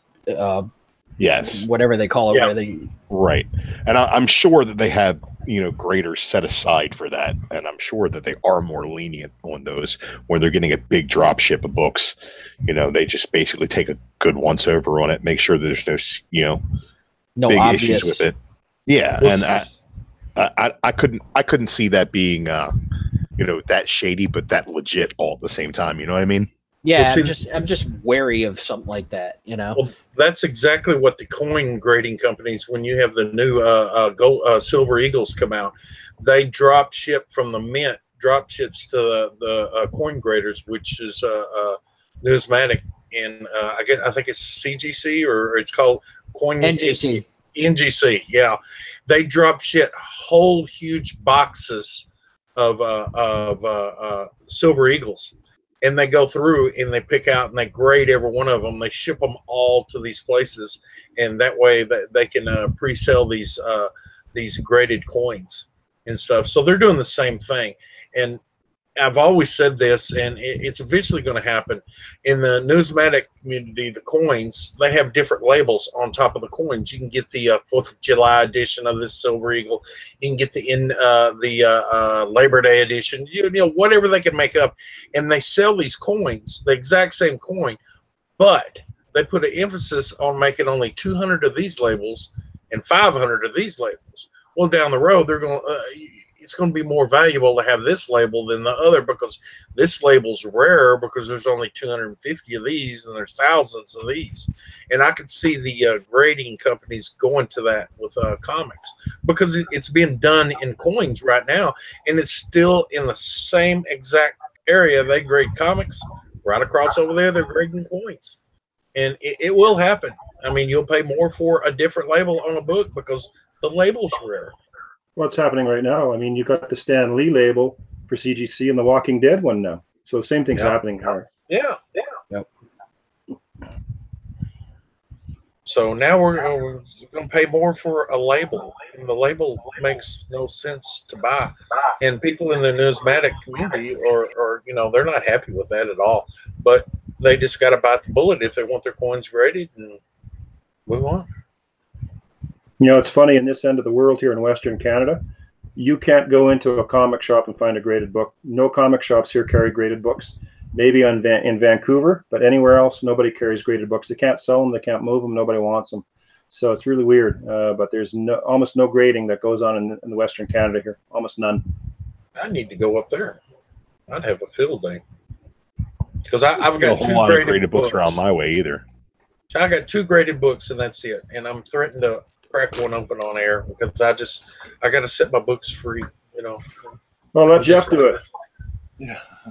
So Area 51, in Portland area, independent books are really big. So in your neck of the woods, what's like the #1 sellers up there? Well, where I go, my local comic shops, you've all seen Funny Pages. There's High Octane and Funny Pages, and High Octane carries nothing but the new stuff. They have an agreement, and they carry nothing but the new stuff that comes out every Wednesday. Funny Pages carries nothing but gold, silver, and bronze. So they have a very good working relationship between each other. One covers and the other one doesn't cover. At High Octane, probably the big title is Oblivion Song right now. It seems to be the one that everybody's after. Yeah, I like that one. That one's been doing really well. That's probably Black Hammer. I don't know if anyone is reading that one. That's like the #1 selling book here in the Portland market right now. It outsells multiple Marvel and DC titles put together. It's just, you know, it has a lot to do with Dark Horse being in Portland as well. But I don't know if you've read that book, but you should give that one a It shot. has a lot to do with being fucking amazing too.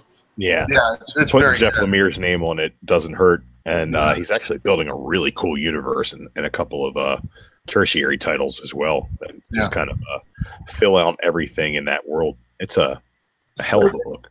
So, if you guys don't mind, I wanted to share with you guys some. Steve's back. The duck butter's all gone. It's just the two of us. We're drinking beer. We're talking to y'all. I wanted to share a couple things with you.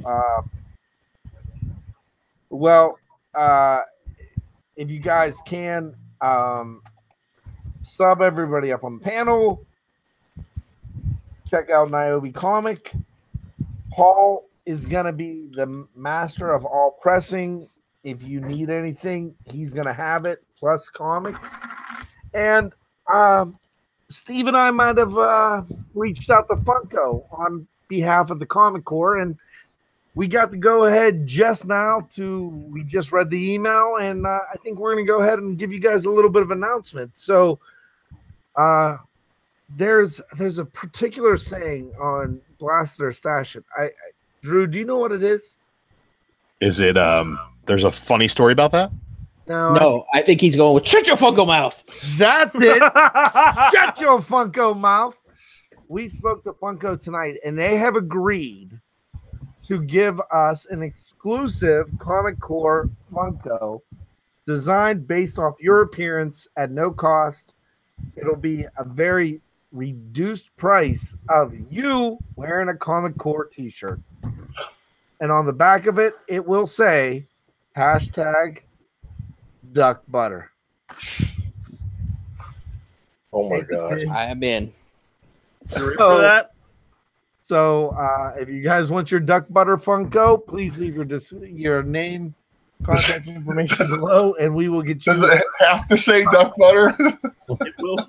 And I honestly, think the duck butter this is should be no the cheese. bullshit. We have confirmed this with Funko. Funko must be having a slow week. Hey, they're watching us for some fucking reason. For some reason. Alrighty then. I just want them to have one. The Funkos and puppets, I think we take over the internet. Yeah. I think I've Puppets covered on my Funko image. Oh, what is that? That's a That's Niobe. perfect. Only thing she's missing is a duck butter t-shirt. What do we got over there, Carson? What do you got for me? I got Detective Comics 474. I got this off Big East Comics. This is the first modern Deadshot. So, like I said, I couldn't see LP screen, so I just started showing my own stuff. So, love that cover. That's a hell of a book. Yeah, just got this in the mail a couple days ago. So, everybody, as usual, there is a link. We have our Facebook page. We'll post it if you want to be a part of this Comic Corps. Hey, who cares? We'll put anybody on. We will. We just won't post the link publicly. Yeah, no. Because I learned that the We hard will not way. repeat that. I learned that. No, yeah, I know. It was It was a big day for you. It was not a big day. It was an awful. It was a fucking really day. bad big day, was but a it was learning still a big Experience day. for all of us. But what I learned out of it is that reviewing comics while making candles is the most important thing. We got to really get that. Oh, shit nice together. Green Lantern Next there. time around, we should just be. J making Pack, candles what's all up, the time. my man? We need a candle that smells like old comics. Can we been get? ma- just- Can we make Just candles? for the with record, puppets? Just for the record, we've been making candles all night. I don't think we've talked about comics very much. No, we haven't. And unfortunately, we did in the beginning, and then it got really fucking weird. It's okay. Things move that way. This is all organic. Remember, this is all live. We're all talking about everything off the top of our heads. I gotta ask you a question, since you are the only original G1er on this panel. What brought you to fucking YouTube and this debacle and this? Well, as most people know, comic book collecting is a very solitary thing, and you know, not having access to cons and stuff like that. So I started going on YouTube, and I came across Captain Strangelove video, and so he inspired me to make a video and show off some of my books. And then slowly it progressed. Then I started talking on my videos, and then Gcam, and then Comic Book Fanatics came along, and they were doing the live show a lot, so I got on there because I'm super handsome. It's true. I went viral. Oh yeah. You went viral. And I just got rich. It was crazy. So I love YouTube money. I'm making that YouTube money. It's crazy. So for the panel, I have a question. Since GPAT mentioned, who inspired you to start making videos? Just to say GPAT. I mean, but probably the main guy who inspired me doesn't do videos anymore.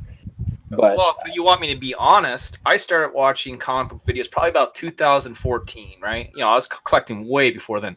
But watching comic book videos in 2014, made YouTube videos when YouTube first opened for wrestling videos called the Sidewalk Slam. But I started watching this guy called Captain Cummings, super villain of the internet here. And by watching Captain Cummings, it led me over to We Love Comics.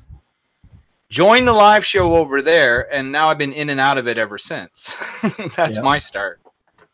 I mean, the one that probably the first guy that really started getting me inspired was Lightning 2288, who GPAT probably knows, because he was a G1 guy, and I would say another big one for me was Big E's. He was and definitely I definitely watched We Love Comics too before he went around to Ben.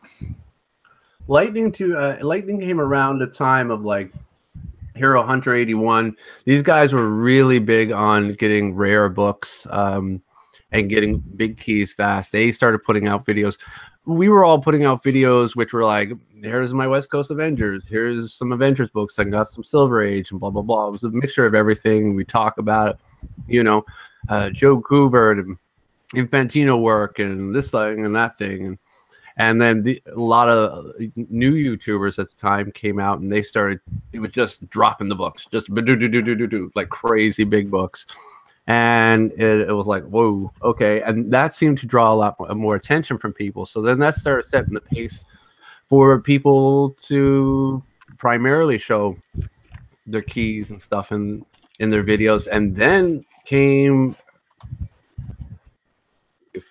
And like all of a sudden, everybody was very obsessed with slabbing books and getting their books slabbed, and so you saw a lot of that. And then the movies came along, and then people talked, and that was predominantly it. And it was a scarcity to find somebody just showing off their, I don't know, whatever. I got some Heathcliffs and some Care Bears from Star Comics, and I got this thing and I got that thing. And now I find that it's starting to get back to that again, which is good. And a lot of people like that, which is seeing just the back issues, seeing the book, seeing what you picked up, hearing the story about it, hearing what goes into it. And I don't even show new books anymore because everybody's showing the same stuff. I like showing my older stuff that I pick up, and I did one episode so far of like a Golden Age artist spotlight, and I think I want to do some more of those. Yeah. Well, I'm completely different. I started this in 2008, but I didn't start on my nerd side. I started out on a remote control side, and I did that for about 10 years on my channel, and I've been there for quite some time.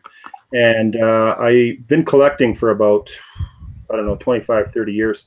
And I bumped into a gentleman on YouTube named Cartel from Hell, who has nothing but Sideshow and XM Studios, very big stuff. And I started watching some of his stuff because I love statue videos.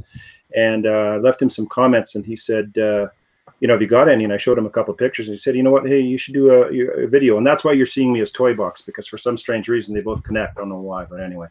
But that's how I started out. And then I moved into showing some of my books and stuff like that. And that's kind of where I started from. So I've been on about 10, 12 years, but I've only been a year and a half on this side. But I got to tell you, I find this side very enjoyable. The RC side is pretty volatile. You got to be pretty careful over there. So Cartel from Hell does awesome videos. His 4K videos are amazing. I know. Amazing. And there's another guy out there called Gem Mint Collectibles that is doing very well, and him and I talk quite a bit, and he's another guy that's done very well for himself. I actually started out watching a lot of action figure reviews. That's kind of how I got into it. I was always buying and reading comics, but action figures were kind of my main collectible focus. And just falling down a YouTube hole, started finding some people who were just sharing random back issues, and really inspired me to, go out and do the same thing. Initially I was, trying to do a whole lot of things with my channel. And now I realize that, if I come on here every once in a while on a Friday and I do Sundays on Blast or Stash It, I have absolutely enough time sitting down in front of a camera and talking about comics. So I really don't post any more videos at all. But a lot of you guys were some of the first videos that I came across. Midwest Comic Man videos were some of the first videos I came across, honestly. Saw a lot of GPAP videos, a lot of Gem Mint Collectibles videos, all kinds of cool stuff from back in the day that really inspired me to hop on here and just basically meet new people. And I really like the fact that everybody kind of collects in their own way. There's a lot of people that, are into the slabs. There are a lot of people who are, definitely more about the stories. There are a lot of people who collect for covers, and it's kind of cool to see people and what they're into and how they get into it. So I think that everybody has their own little opportunity here, just to communicate what they collect. And I always used to say, collect what you love, share what you find. And that's the way I used to do it. And now I just do it on live shows. I think I've explained my whole start a few times, so I'll just make it quick. Who Dat Comics and Movies, if you're still watching, I'm still real. There we go. It's my first video, if you guys don't know. Mine is a little bit more mainstream. It kind of got me going. I watched, you guys are probably familiar with her. It's that Comic Book Girl 19. I mean, she's got hundreds and hundreds of thousands of views. But I was watching her, and she did a video to where she was reviewing Batman versus Superman the movie, and at the same time she was stringing a strand of pearls. And it was such a cool thing because the pearls have something to do with the death of Batman, or death of Batman's parents. And she was doing that while doing a review, and it's just the two kind of. I looked at that and said, you know what? I like that type of thing. It's different. I could probably do something like that. And that's actually what made me want to start making videos, to just try to put two things that don't really go together and try to mash them up and see what happens. So, hey, Bueller, on that degree, I was talking to LP on off air, and we don't really, I hope somebody smiles when I say this and gives me a thumbs up from an old G1er. But when we do our shows, it's not directed at the panel or us. It should be directed at the chat. I'm waiting for the smile. There we go. I got the nod. That's all I needed. And I was on an off air, unfortunately. I mean, we were just talking, and I was given a lot of knowledge from some very wise individuals, and these guys knew their shit. And Bueller, they credited you with doing the sign language. That was something that nobody else wanted. Nobody had done. I'm sorry. And up until the time we got hacked, we were going to literally do a puppet video. That's going to happen. I just have to find E.T. Dana to do that, because she makes puppet video. She makes puppets.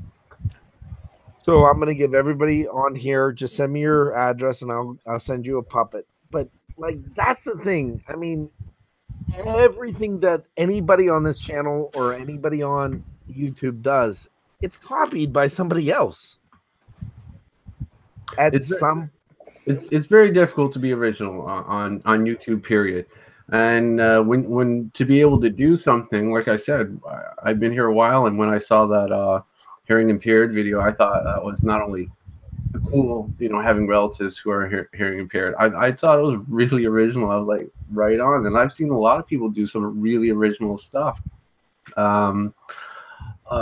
Undisputed Frost was one of the first people to start interviewing YouTubers, which was really cool and drew me to his channel. Marty and Ray over at Comic Book Fanatics, they were some of the first guys to really do a regular basis interview with creators and stuff, and that was really fun, and that inspired other channels at the time to do other creator-based interviews, which were really fun. And I don't see too many of them anymore. There was like a little spurt of them, and then I know the Pope Grimy and those guys, they won recently, and that was fun. Just doing anything that's uniquely you. Be yourself, do your thing, have fun. Remember that the only thing that matters are the people who leave the comments and who watch and whatever. I mean, anybody can give you a 2-second watch, but leaving a comment, that's super cool. Or just interaction. And I see a lot. One thing I saw over the years is that people don't get initially the response that they want to get. Like, they feel discouraged really quick. Yeah, they feel shunned or something, but that's not it. It's easy to be attracted by this idea of a community when in fact everybody's own channel is their very own community. You know what I mean? It's what you create there, and if you make it a nice space for people to be and they want to go and check out what it is you're doing, whether you're doing it right or wrong, it doesn't matter. As long as you're having fun. That's what I do with my videos. I love my videos. I watch them the most. I watch all my videos.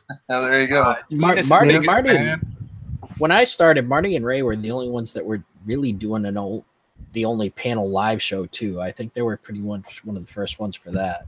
Yeah, and then there was the Four Awesome Guys, which I was lucky to be part of at the end. And then we did All About Comics, which was super cool. And then Rob was doing his auction shows, which were super cool. And WLC was doing it for a while too, but that was after the fact. And that brought a lot of people out of their shells and stuff. So silver linings to everything, Yep. And like you said, do something original, like a Spider-Gwen video when you don't have any Spider-Gwen. That was epic, Paul. That was epic. Look, Bueller's done, he's taken it up a level. If you want to look at YouTube as leveling up, he's leveled up, He's gotten graphics. He brings on guests. He's got Jeff on the hater video. He's got Taylor on the sign language video. The guy's consistently pumping out content every day, right? That's another thing in YouTube success. And it's weird for me to give YouTube advice because I'm nobody in YouTube. But yet people ask me. Consistency is key. You got to keep pumping out the content, and you got to make it fun, right? Watching Bueller's channel, I hear many people say this consistently. I wake up in the morning and I have my coffee and I watch comics with Bueller. I hear that consistently. LP, can I ask you a question real quick? Go ahead. So, one, Steve needs to ask you a question because Duck Butter's all gone. Duck Butter's all gone. So, Niobe, I want to be able to display some of your stuff in my store. How can I get some of that content? How can I get some of those books? I'll mail them to you. Email me at niobecomic@gmail.com, and yeah, we'll figure it all out, brother. I appreciate that. I'd love to have your stuff right up. I would love my stuff to be up. I thank you very much. Perfect. Thank you very much, man. I appreciate it. Very cool. And then last but not least, what was I going to say? I'm drunk. Yeah, you're drunk. You've been drunk for about 3 hours, dude. Drunk in an LCS, that'd be awesome, man. Chat being drunk is definitely not least.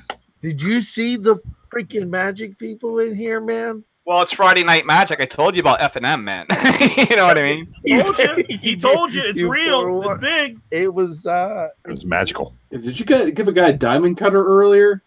I saw that. I saw that in the background. He did. He did actually do that, yes. And I had to yell at him because there were people picking up their kids here, and he's doing diamond cutters and shit like that. When he's laying out people's kids, they have to come pick them up. Yeah, now they have to come get them because literally off the floor. Yeah, he just dropping people out of nowhere. It's ridiculous. But this is what Comic Corps is about: having lots of fun. Getting Chad exceptionally drunk so that he can do wrestling moves on children. I don't think getting Chad exceptionally drunk is probably the most difficult thing to do. Are you sure it's not? Because I feel that it's very entertaining. That's not hard. Oh, it's entertaining. It's just not hard to do. No, it's not. The difficulty curve is non-existent. The bad thing about it is I know where my car is today. Yeah, he does. Yeah. Oh. Hopefully, you're not driving it home. Hey, listen, I spent. Yeah, the downside is you're not going to wake up with $300 in your pocket. Yeah, that's the downside. But I did realize that Paul, you'll know this. I actually won $500 because it was $200 from the casino home. Did you get an Uber? It was a Lyft. Because it was a lift. You know, and then you promptly pulled your hammy trying to walk into your house. And my son said, "This is all true." We've all been there, brother. I'm in a dark place, Paul. Who dat saying you're not going to make it to New Orleans when the Saints beat the Steelers? Oh, are the Saints beating anybody this year? Why are the Saints in the Super Bowl? Saints haven't been this. They're terrible. That gambling that they were doing in the locker room. We're Stairway to 7. Stairway to 7, baby. Yeah. Why don't you go play some Led Zeppelin? Okay. Oh no! Don't!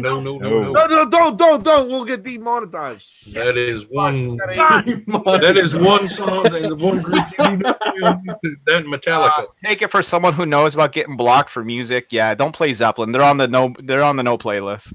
All right, Jason Smith saying that the Saints you want to beat find last week, that doesn't count. That's preseason. If you want to find an example of what not to play to get your video banned, just watch Larry. Nah, no, he knows personally. Yeah, I really gotta start playing that copyright-free stuff. Fuck. Hey, so I play whatever I want. All you gotta do is turn the volume down. That's all. Make it harder for their thing to catch you.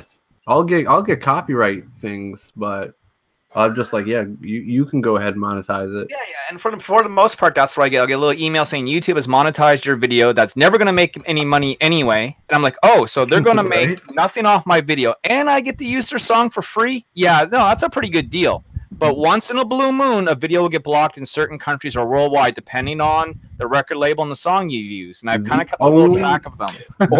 Or if you're Larry, you might find the one that'll get you a 30-day ban.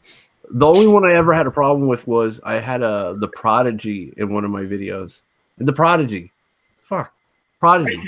There is a way on YouTube. You can go to YouTube Creator Studios and type in the song you want. It will tell you if it's blocked or if you can use it. Yeah, but like living on the edge. Playing Prodigy they probably got flagged because they're like, who the fuck plays Prodigy? We did a video on reviews from the back cave when we did what was that thing we did? We went to that place. No, escape room? We went to escape room. Yeah. And we did a video and the song was I forget. It was I don't know. Did we do was it the Immigrant Song? It was Immigrant Song. And they hit us with the copyright, and then YouTube sent us an email saying the owner of this video watched the video and they allowed you to play their music. Really? And that never happens. That doesn't happen. So I'll tell you what got me banned for 90 days. It wasn't the music. It was I was running videos on the top right-hand corner of my screen while I was talking. So there was a visual associated with it. Oh, that's rough. Dude, I was on a video with you just recently, and as soon as you ended the video, it got hit for copyright immediately. I was like, that was like Rich's swan song to YouTube, and I'm like, oh, this is really sad. I know because I played the video that resulted in the 90-day ban. That's why I can't go live on Niobe Comic right now, and I'm still not able to go live until like mid-October. You're only like halfway through it. Yeah, I'm halfway through my sentence. So, I know once on Blaster Stash it we played a video, a trailer for a movie to promote the movie, and we got a copyright hit for that. And they first took the video down and then they put it back up, but they cut out the part where we played the video. So if you guys get a chance on Facebook, Rich, he still has. It's called Retro Rich, and he does a retro comic book block every Saturday morning, and he does a video. He does the old cartoons plus the commercials. I mean, this dude, Rich spends a shit ton of time on this, and he pulls like old Burger King commercials and Micro Machine commercials, and he puts it on there. So you might have like Rainbow Bright and My Little Pony versus but it's an awesome job. If you ever get a chance, please sub him up, check out his views. Well, when he first decided that he was going to do it, he said, I'm going to put it on YouTube. And he had it scheduled to go live at 8 a.m. on Saturday morning. I remember this. And I wish Rob was on the chat with us. But at 11 o'clock at night, I get a text message from his wife, Dana. E.T. Dana, if you don't know who she is. And it says, I was talking to Rob in a chat, and it says, the computer's broken. Bad. And I was talking to Rob, and I'm like, I think something happened. And next thing you know, Rich jumps on and he goes, F YouTube, I'm done. We were demonetized before he put it up, and they took the video down. He spent hours on this video, and because it was monetized. So, but the funny thing about it is, if you shrink the video down and you speed it up a little bit, you can play it and get away with it. So, check him out, Retro Rich. I'm gonna drink my wine, Google. Yes, you will. I would like to know the name of the shop you guys are at. Shop we're in right now is Nerds, Cards, and Comics in Bridgeville, Pennsylvania, just a little south of Pittsburgh, PA. We've been here for about 2.5 years, going on 3 years now. We offer obviously comic books, trade paperbacks, trading cards, including Magic, Yu-Gi-Oh, and Pokemon. We do every Friday night. It's 50% off on duck butter. On duck butter as well. Yeah. Are you far enough outside of Pittsburgh? Are you far enough outside of Pittsburgh that you don't get any of it on you? No. We get lathered in it. We're lathered. We're lathered. Yeah. So there's no ladies with teeth up there? Huh? Let me ask you this: as a comic book shop, Tim, he's from now, do you work there, or do you own the shop? What's your association? Yeah, I own the store here. I have one partner, but yeah, we've owned this store for about 3 years. Wait. And the partner is from Canada. Yes, the partner is from Canada. He is in fact Nova Scotia. Nova Scotia, that's right next door to me. Oh, well, there you go. Perfect. Yeah. So, like, as a comic book shop owner, like, I've been reading a lot of stuff lately about comic book shops actually closing down. 15 shops closed down last month. Peter Symmetry was saying from Alterna Comics. Yeah. In your view, right, in your area, how is business? And I don't just mean, like, your shop overall, because, I know Magic sells, I know Yu-Gi-Oh sells, but just, when it comes into comics in particular, new issues, back issues, lay it on us, man. Well, there's really a lot to unbox there, because it's really hard as a starting business to get your subscription base. You still have to do a ton of work to get that grouping, that person who's going to be ordering the $30 a month type of situation when you first start. And we're actually the two owners, myself and my buddy Dalian, who own the store together. We both came from two different comic book shops. We were both working at two different shops. We brought the people that that really were attached to us. As far as the back, I am still surprised. I still get in nice stuff from the 70s, 80s that people are bringing. Hold on there, bud. We're getting like a lot of feedback. I think it might be coming from the area 51. It's not coming from us. Who doesn't have their stuff on mute? All right, there we go. We got it fixed. All right, brother, continue, because I was into this. Yeah, sure, absolutely. Give me my beer. Get you your beer. I'm sorry. I sat in his chair, so I have to give him his beer. No, what I was saying is, we came from two different comic book shops to open this store.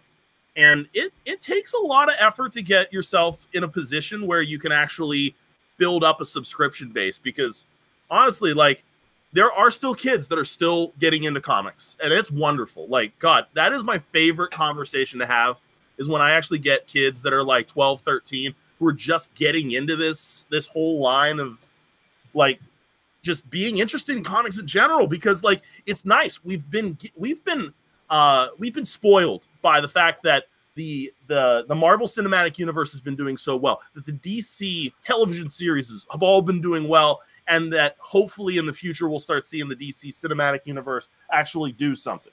I'm not hopeful, but let me ask you this. Sure. And I know where Larry's going with this. Like, somebody walks in off the street. Yeah. What's the first thing you point them towards? Generally speaking, it depends on, like, honestly, a lot of age stuff. Like, I tend to go towards trade paperbacks a lot. I really do. Really? Yeah, that's a big part of my business is trade paperbacks, because people, like, I love, like, well, you said that. What's the percentage? Percentage? I would say probably at least 40%. I go towards on trades? On trades, yeah. Wow. It's not as much on the back issues anymore. Yep. I love finding a comic book store that has lots of back issues and stuff, but can a comic book store survive these days without having gaming? I'd love to say yes, but no. But yeah, the answer is no. Yeah, I mean that's the experience I've seen. Well, what I hear is like a lot of stores are stocking up in more like Funkos and games and cards, and comic books unfortunately are becoming less and less part of the actual shop than say maybe it was initially. Is that the way it is on your end, or is comic books still like a big thing in your shop? Sure, yeah, no, you got it. So so Steve, myself, and Paul are working on something that essentially to a comic book industry is going to be a game changer. You're a collector and you're into subs, it's going to be better than anything that's currently out on the market from a spend wise. From a spend wise, yes. It's also going to give you an opportunity to get the big boy books at a significant discount, huge discount. Mm-hmm. And when I say big boy books, we're talking the Hulk 181s. We're talking the Amazing Spider-Man 129s. We're also talking about 1 to 100, 1 to 1,000. I was just going to say 1 to 100s, 1 to 1,000s. Speaking of key issues and stuff, you do have a question in the chat. I want to read to you. Sure. Just give you business. It's from Hudak Comics Collectibles. He wants to know if you guys actually have a copy of Fantastic Four 48. Yes. Yeah, we do. There you go, Hudak. Get in touch with them and see what it goes for. See what kind of deal you can make. Like the stuff that we are going to. So, Comic Core is for the community. Absolutely. With Paul is going to be launching a website that's going to have information. I'm not comfortable telling you guys everything currently. Not quite yet. Yeah, because there's a lot of details. There's a lot of moving parts. As Larry would say, the ink is not on the paper yet. It is not on the paper Well, yet. the ink is on the paper. The It's problem just not dry yet, and Yeah. like it could smear, and we're a little worried about that. we had a conference call with Diamond today. Yeah, conference call with Diamond today. That will be able to do things in the community that not Midwest. Sorry, Paul. We are going to be doing stuff Sorry, we're that not calling you out. Midtown can't. We're going to be doing stuff that my comic book shop can't. We are going to be doing stuff that your local LCS can't do. Well, they might be able to, but you'll have to finagle and work with them for years. Yeah, it would take them a long time. What we are going to be able to offer you guys are going to be something that is going to be out of this world at a very minimal cost. And we're all very excited about it. Good. Did you make a pun and say variant? No, I said very excited, you drunk shit. Let's just throw the number 50 out there. And if you can add those two together, Biddy, you will be entertaining some things that will be amazing. From everything from here, I'll give you this little tidbit. Yeah, go. Do you mind? You can have a little bit, okay? I'm gonna give you that. Next month, go grab your go to your LCS. Grab your previews book. Total up everything you want in it, and then subtract 50% off of that, and that's what we're going to be able to give you. Wow, that's huge, bro. That seriously is. You're saying half off what you're seeing in the previews magazine. Everything half off. And the silence is deafening. Who Dat, by the way, says he wants that Fantastic Four 48. He wants to know grade and condition and that kind of stuff. So maybe put that away from him and get in touch with him. And there you go. Who Dat, I'll give you a holler tomorrow before the auction. With your comic shop, you mentioned younger people coming in, right? 12, 13, 14, buying their comics for the first time. Where are they gravitating to? Are they going for the Deadpools and the Harley Quinns? Or are they picking up titles that are surprising you? What's the young folks reading? No, you would think that it would be like the Deadpool stuff, but honestly, like a lot of the kids that come in, they'll be bringing their parents in. They know what they're dealing with, and usually the parents do a lot of the direction. But I'm pointing them towards. There was a thing that Marvel was doing about 2 or 3 years ago. They were doing something called Season 1, where it basically introduced the concept of like the digital book along with a hardcover book. In trade paperback, and that was the way that's the way I usually go with kids, because they just want they want the baselines. They want to be able to get the origin story stuff perfectly before they jump into stuff. I really wish, honestly, that DC did something a little bit more like that. Like they reboot constantly. Go for it. They reboot constantly. Like both. I mean, honestly, let's be real. Both companies reboot constantly, so it's not hard to direct kids towards what they're looking for. But there is no rhyme or reason. Kids seriously find a superhero and they're just attached to him. Like I had a kid who was absolutely all about Cable that came in yesterday. That's all he wanted to read about. He didn't want Deadpool. He just wanted Cable. And I was like, how did you come to Cable? Yeah, how do you know of Cable? Why? Why do you know about Cable? Okay, but that's fine. It's all good. Like he saw him probably on like 2 or 3 commercials. It's like, that guy's cool. I want to be like him. But like, we get a lot of retcon everything. It's all over the board, and it makes me so happy to bring that spark to a kid. So let me ask you this, and this might be a double-edged sword, right? Because you talked about reboots and relaunches and restarts. Mm-hmm. LP, give me 1 second. Let me. Oh, sure, brother. Yeah. Let me introduce. Well, I guess we'll introduce us. Steve. Yes. Where'd you go to college? I went to W&J. What's your master's in? Psychology. You can ask me. All right, Chad, where'd you go to college? I went to college in Ohio. What did you major in? Public relations. Cool. So if that tells you anything of where we're at, we both have degrees from college, and we both have an understanding of the human mind. Yes. Human mind. I mean, mine is more directed to business, and where yours is more directed to just appealing to a mass group.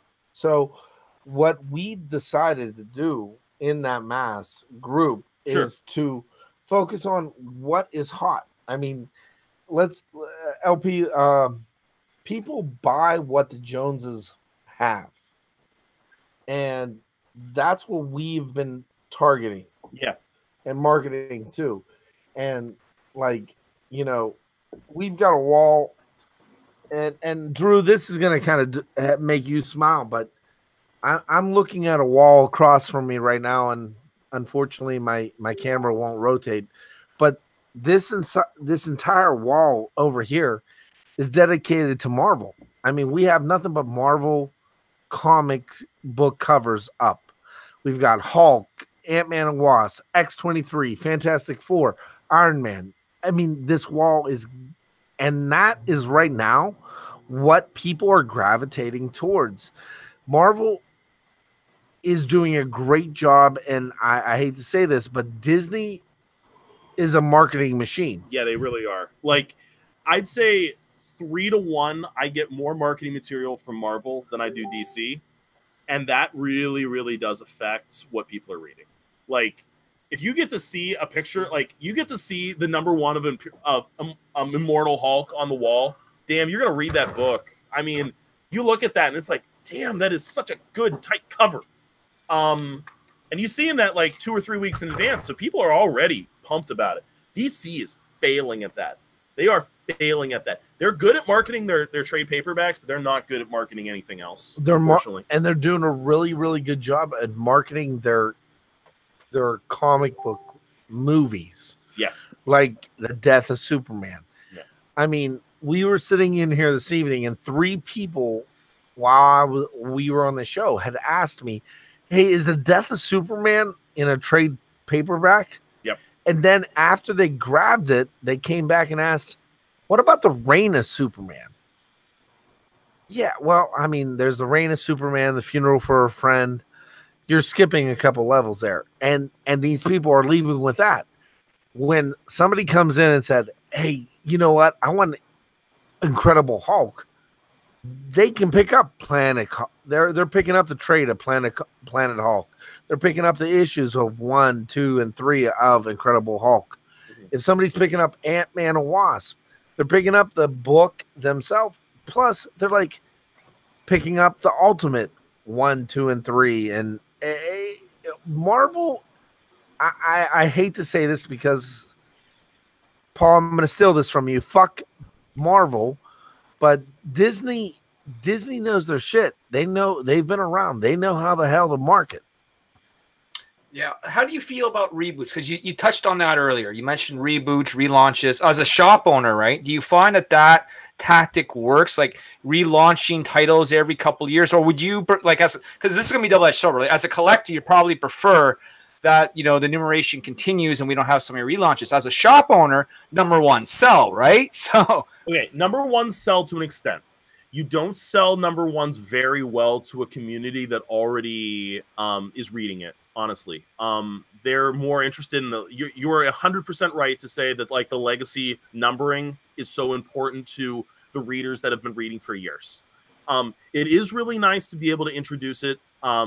If they're going to relaunch every 2 to 3 years, it's great for the kids. That's really all it's good for. Or the really new to comic books, because again, maybe you just saw Doctor Strange and who the hell knew who Doctor Strange was before the movie type of thing. If you weren't in this industry already, that was not a character that was jumping out to you. Even such things as like Iron Fist. Like I still get lots of subs on Iron Fist and Power Man. That like those types of characters because they love the Netflix series that only had come out recently. It is good. It is a real, like, in short, it is a good thing for a store owner saying that the number ones do sell. They do sell no matter what. And like sometimes you do get to hit that really nice jackpot. Like look at the new 52 Batman. If you get the first 3 or 4 issues, damn man, you're still in the money. You're still in the money, and it was great. But it does require a good storyline. Dude, yes. I can't hold it in anymore. Okay, what do you want to do, dude? What do you got to say? So I'm going to give you a little tidbit, and this is for Midwest Comic Book Man too. We are about to launch a Comic Core subscription box. Comic Core subscription box is the deal. We're designing some new logos and designing some new stuff for it, but that is going to be a reality, and we're going to be probably launching in the next few months. Yeah. Sign me up. Perfect. And we are talking creator exclusives. I mean, Paul himself, Midwest Comic Book Man, has some connections to some phenomenal markets. I mean, this is something that we are talking about, but it's going, if you guys can sub Paul up, check him out. He's going to have some big announcements coming in the future, from pressing to subscriptions. And if you're on the East Coast, we might have something for you too. Yeah, absolutely. See, I love this, right? I love the talk that we're having right now. We have collectors, we have shop owners, you have, me as a creator, you have guys that are in different aspects of the industry, and man, we're just talking shop. No, it's so cool. This is the thing that I'm most interested in. This is the thing that when Chad told me that he was really interested in having a co-host on this show. Well, no, here's the reality of it. Rich, I 100% support Rich's decision on because of the channel and his family and where he's at right now. He had to take a break. Yeah, definitely. Rich reached out to. He reached out to me, asked me if I was comfortable taking the seat, and I mean, I was a little apprehensive, obviously, but this is something I love. This is an industry that I love. This is, I mean, and this is a guy. Look at this guy. I love being with the beard. Well, I was just going to say, don't worry, I reserve all my hate for Chad. Okay, good. Thank you. I do quite appreciate that. But no, it's an honor for me to be on this panel. It's an honor for me to be able to talk with you guys, especially because you guys have a wealth of knowledge that I wish I could have, because I'm 28 years old in comparison to my buddy Chad here. What the fuck is that mean? I'm 40. I think he called us only old. 40. It's okay, buddy. Don't 42. worry about it. Hey, we're not in our graves yet. 42 with all that sage wisdom. Yeah, I'm 43. All the sage wisdom. He's look at it. He's cracking smiles right now. So when we he's drunk a little bit. When we came together, I showed up the first night, and he mentioned to me that, you know, there is Magic the Gathering night. Happens every Friday. Friday night Magic. All the DI players get together and they play for points. I know all about it. I used to compete in it. But nice. These guys, they are, you know, we may be nerds, but let's face it, they're a little more sheltered, and they were. We have bachelors doing this. Yeah. Oh, absolutely. And we have bachelors in nerddom. They have masters. Yes. And they said to us, and Steve and I were here. We're like, listen, guys, if you want to be on the camera and you want to just walk behind me. It doesn't matter. I don't care. Like, I want my people to be able to feel and we've been preaching this positivity bullshit for bullshit. Oh, asshole. So we've been preaching the positivity for a while, and these guys, they like it. Yeah, no, it's awesome. No, that's the whole thing that this community needs. And it's bringing everybody together. Yeah, I'm not reviewing comic books and making candles, but I will be as soon as I want to make candles. Like, seriously, like I might just learn how to make candles and do like 3 or 4 hour tutorials on making candles. I think my roommate makes candles. Paul, You know that? My roommate makes that's candles. your wife. No, my roommate. I have a roommate too. No, I'm shit. poor, dude. You have to understand. I'm a millennial that is poor. I have to live with people and my wife. Okay. That is so. Ass. I didn't mean to throw you on blast Yeah, like dude, that. you're throwing me Blast it or stash it, Drew. Jeez. That's a blast. Calling yourself a millennial. Damn it. No, I think it's a great opportunity to have a shop owner on the show where we can ask questions to, and I hope like other people on the panel will bombard you with questions. But I have one more before I throw the floor out. Absolutely, dude. My question would be like with hardcore collectors, you know, I'm talking like the guys that are collecting keys and stuff like that. What's the #1 comic that they're looking for that you don't have? Amazing Fantasy 15. What? Amazing Fantasy 15. Not Amazing Fantasy. Because I gave at the gym. Really? I gave at the gym like 2 weeks ago. I found it down at there's this Alex, the comic hoarder. He told me about this place down in Pittsburgh. Sure. It's down by where the Penguins play. Oh, yeah. PPG. Yeah, down there. Okay. So it was it's like an antique store, right? Sure. This dude, super nice guy. He has over 10,000 comics upstairs. Sure. And he's got old toys and that. And I'm like, do you have any like big boy books? And he's like, oh, you got to look up there. Sure. I'm doing a really bad impersonation. Yeah, it's probably racist. It's racist. Yeah, Okay. You're being racist. I'm not being racist. It could have been perceived as racist, but we're live. Fuck. You can't say that. No, you can't say fuck. Yeah, either. you can't. You keep doing it. Okay. So anyway, I asked him, I'm like, do you have any big I can't get a copy that's not signed. So do you have any amazing, like, what's your big boy book? And he had Amazing Fantasy 15. Okay. Swear to you. I'm like, how much do you want for it? He goes, if you buy all of them, I'll throw it in for $5. That's sweet. And it had a little damage on the side. The staples were ticked. And so I gave, now Jim, who AKA is Kakarot, I gave it to him to help rebuild his collection. Yeah. That's really nice of you, dude. Yeah. You're a swell guy. I try to give I give a lot of books away. In short, guys, the book that I think I can't get I can't get a copy of is actually Amazing Spider-Man 300. And the only reason I say that is because every single copy I get has Todd McFarlane's signature on it, and it adds a certain amount of money to the book that no one wants to pay. So the guy that I wanted to ask a question to is not even in the panel. His name is Bueller. He's friends with. Did you know he's friends with McFarlane? You had maybe mentioned that in passing. Yeah, he's best friends with Bueller. That's cool. They go to dinner every. Todd McFarlane's cool, man. When I met him, he spent time with the fans. He walked down the rows where everyone was waiting, shook everyone's hand. He wasn't in a rush. He didn't charge for signatures. He didn't charge for photos. This was in Calgary, so Area 51. He might have even been at that show, which was Calgary Fan Expo, when Todd and Stan were there. I got to meet them both. Pretty cool feeling to hand the president of Image Comics your own book. You know what I mean? Yeah, definitely. Those were two bucket list guys for me. LP, do you mind if I do a shout out to the chat? Yeah, it's been long overdue. I've been meaning to bring it up. I want to shout out Samantha Branch, who was in the chat earlier. She's my new artist, so shout out to Samantha.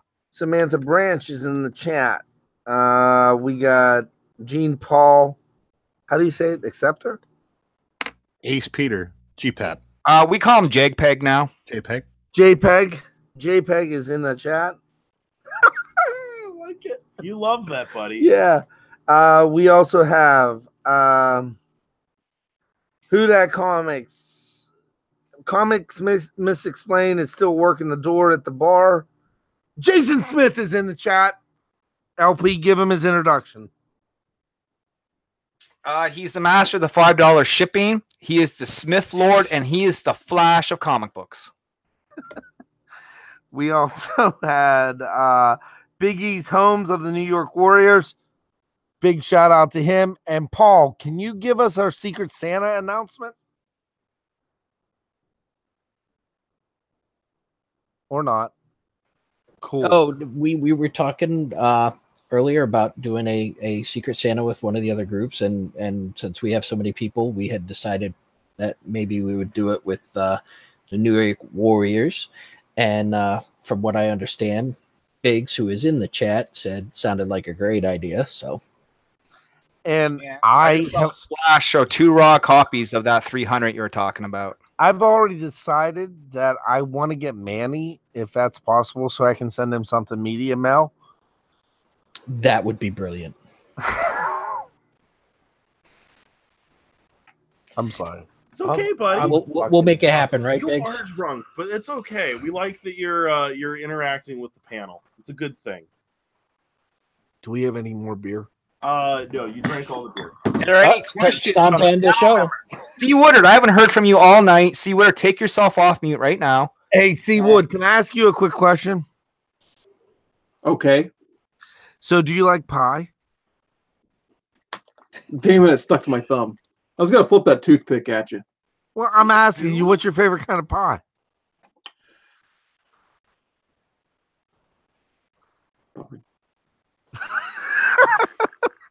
Do you like pancakes?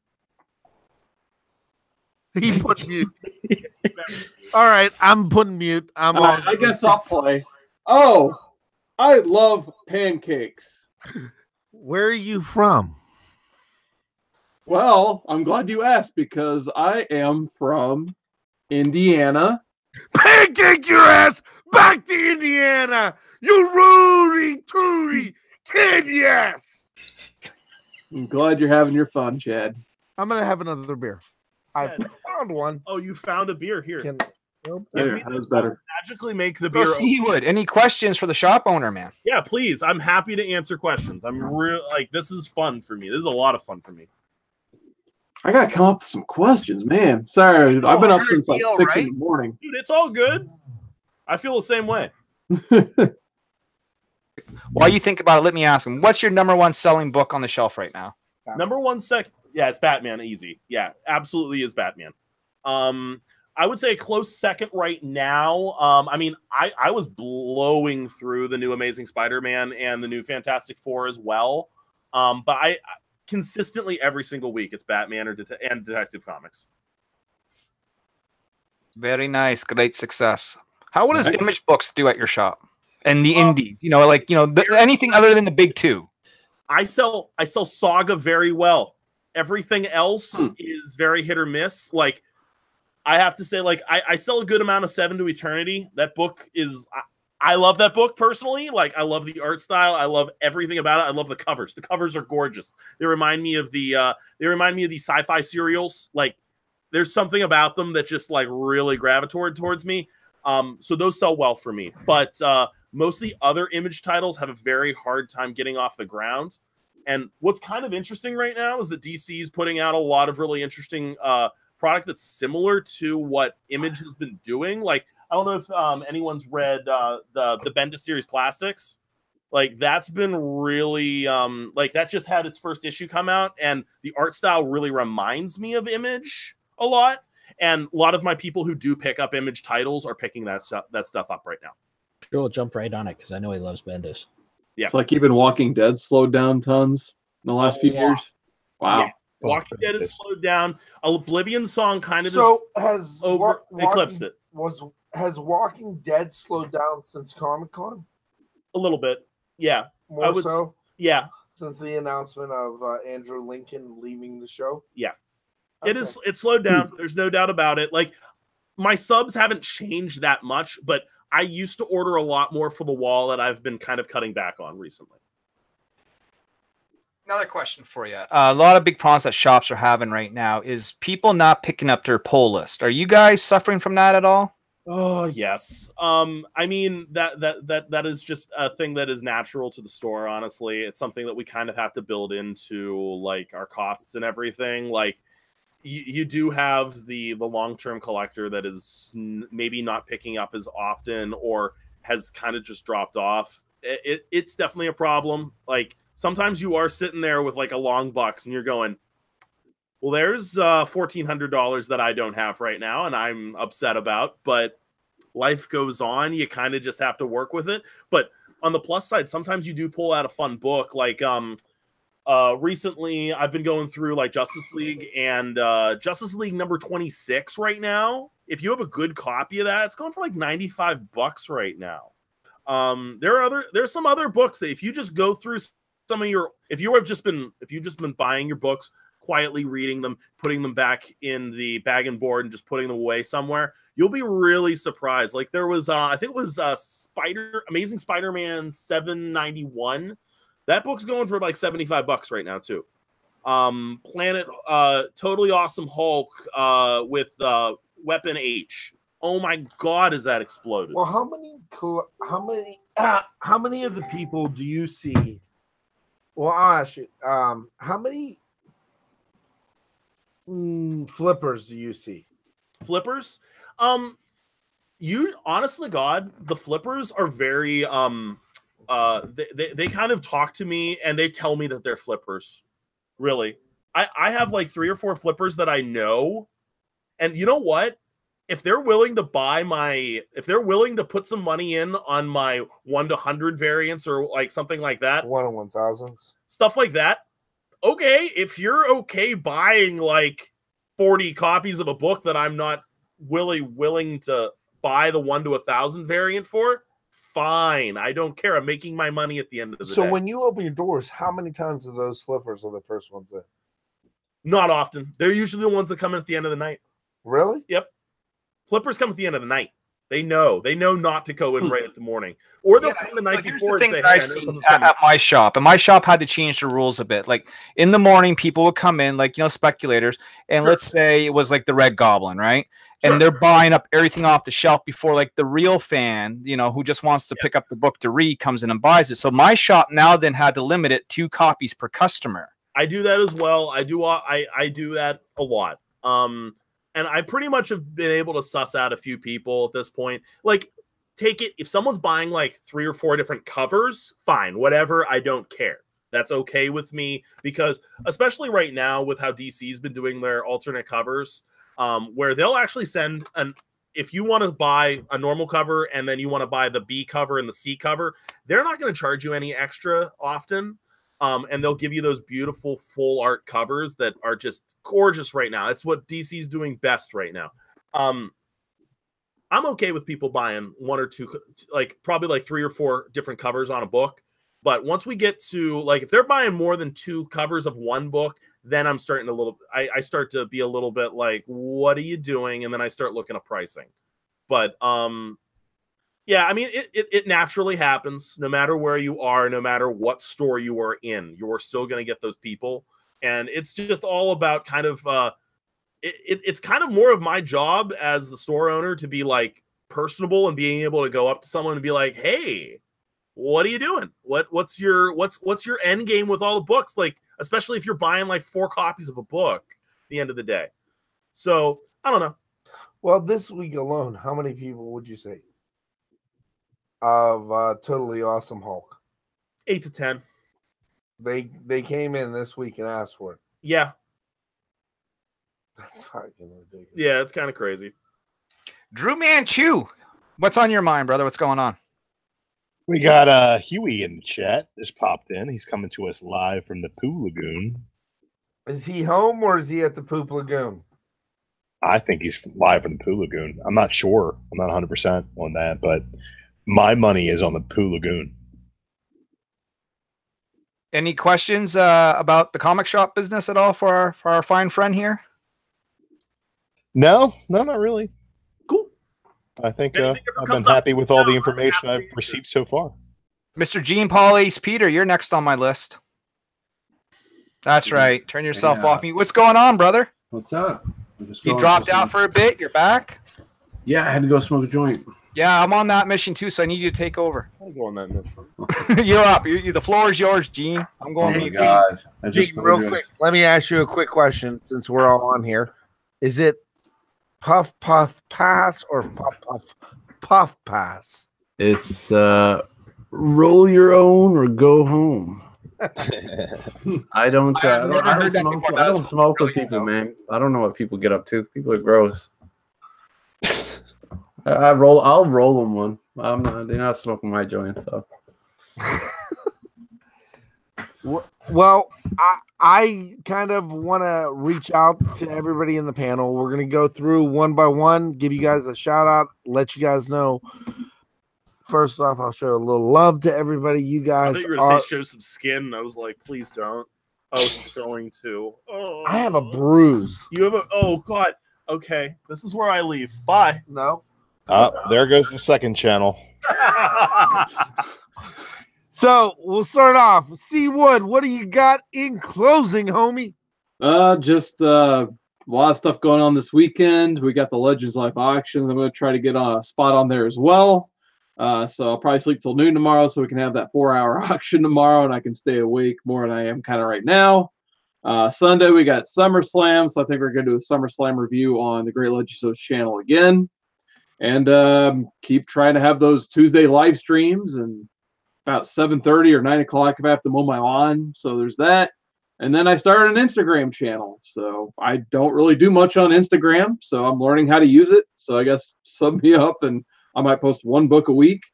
And then I have a 200 subscriber contest still going on throughout the most of September. So there you go. Awesome. Area 51, I'm coming at you live and hot. Well, I just want to say thank you for having me on the show. I sure enjoyed it. It was nice to hang out with you guys. What I got coming up is usually my 3 shows a week, but I got Robot Wars coming soon. I got the robots built. I got the arena built, so we're going to have Saturday night fights here pretty quick.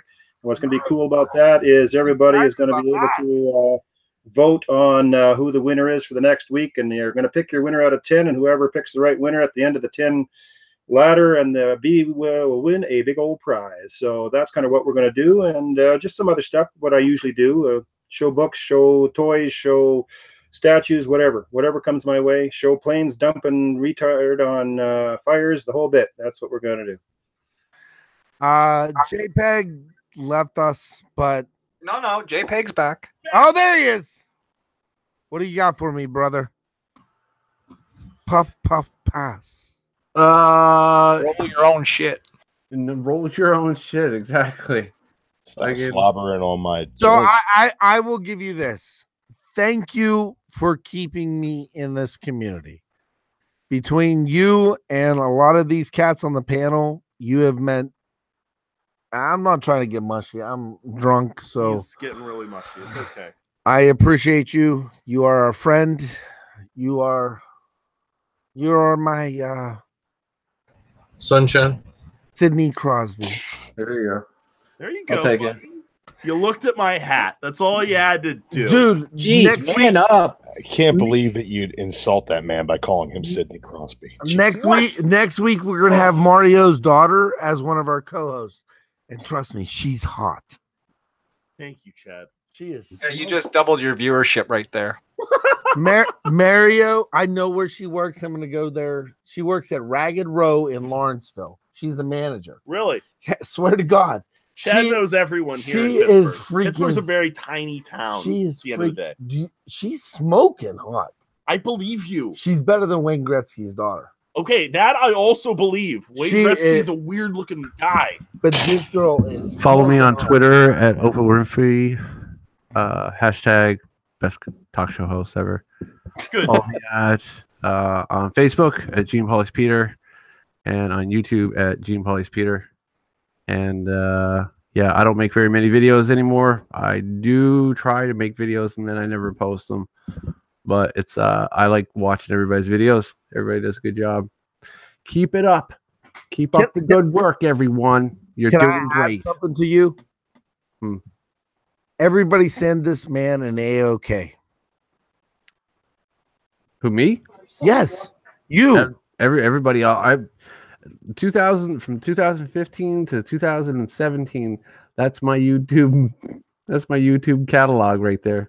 But everybody's in very 2018, generous. Brother, send you an AOK. Sounds good to me. Sounds good to me.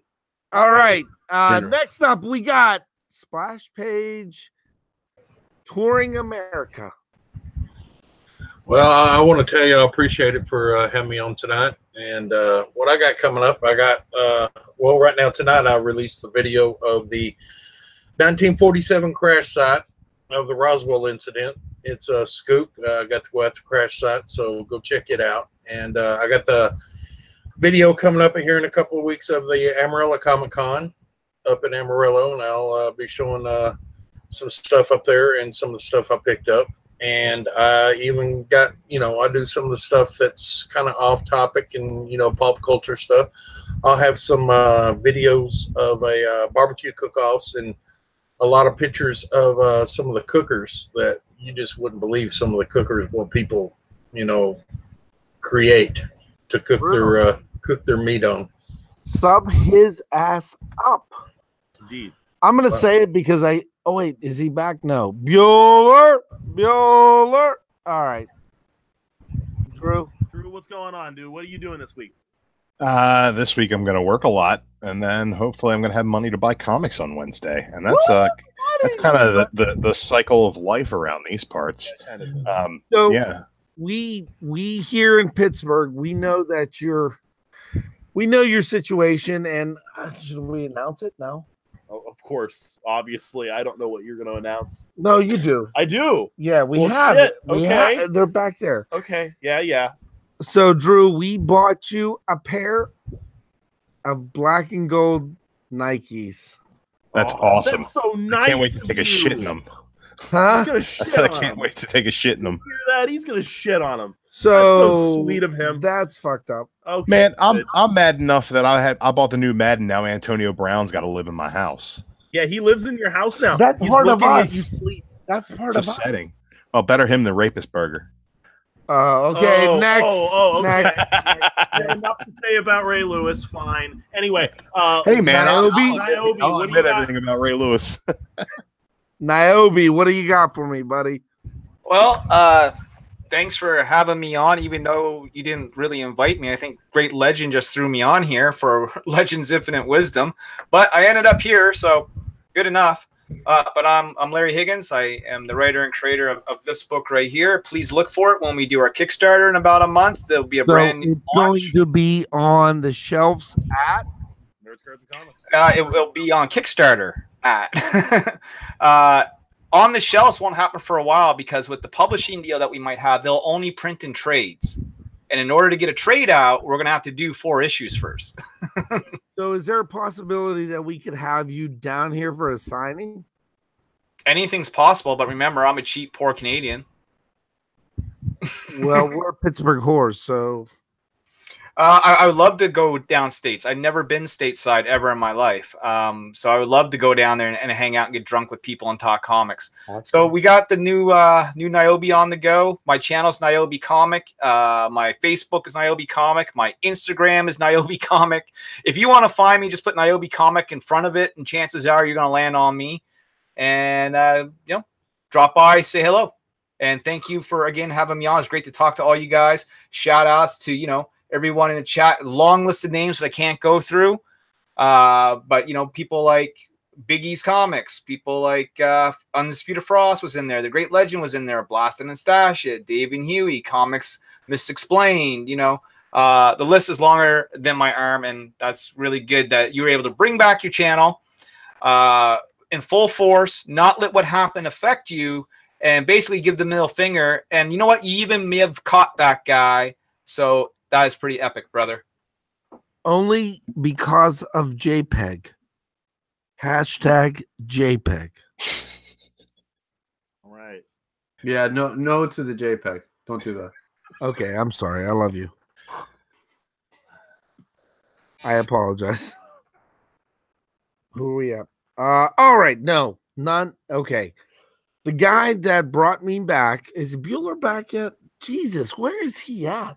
I don't know. You just have to call him. Yeah, stroke. He's drooling on the floor. I think Jeff ate him. He's busy filming an Inception show in the shitter right now. So the last Jeremy had to jump off because his connection went bad. I guess they're having some raining down in his neck of the woods. But the guy that said, if you don't do this show, I will drive to your fucking house, beat the fuck out of you. Sounds exactly like something I would say. Yeah. And then my wife said, that dude has a very nice spirit. And my dad says, that dude's from Iowa. Let's hang out with that dude. So Midwest, what's up? What's up? I would first off like to thank everybody else on the panel with me, everybody in the chat for showing up. And we will be here next week, live and in color. And I will see you all Sunday on Blaster Stash It. Easy peasy. You got anything to say? No, I'm good, dude. You dude? I got a lot of things to say. I got Kiss, the man that brought me back. I got Midwest out there. I said Kiss because it's Gene Paul. Oh, now I understand. Because he doesn't want to fail on JPEG again. No, because I genuinely like this man. He is awesome. He is a national treasure when it comes to capturing pedophiles. I guess. Continue. So I appreciate every one of you guys, and literally, I hate people in general. He does. But he really hates them. I love you guys, every single one of you on this panel. Yeah, we very much appreciate you all. Seriously, it's wonderful to have all this content, and it's really a wealth of content too that keeps coming out every single day. With that being said, I have everybody Blast It or Stash It tomorrow night or Sunday night. Sunday night. Well, tomorrow night. We got the auction. We got the auction tomorrow. If Legend allows us, we got some sweet ass books. Woo! Okay. We got some big things coming at you guys. Check out New York Warriors, Lords of the Long Box. Every single person on this panel. And with that being said, keep reading. Keep subscribing, Oh, sharing. dude, What am I doing? Okay, fine. We'll watch the shows Fucking too. watch okay? this shit. Yeah, we have to. Yeah, get monetized. You know? Yeah, fuck get it. monetized. All right. Anyway, Good night. I love you guys. see you later.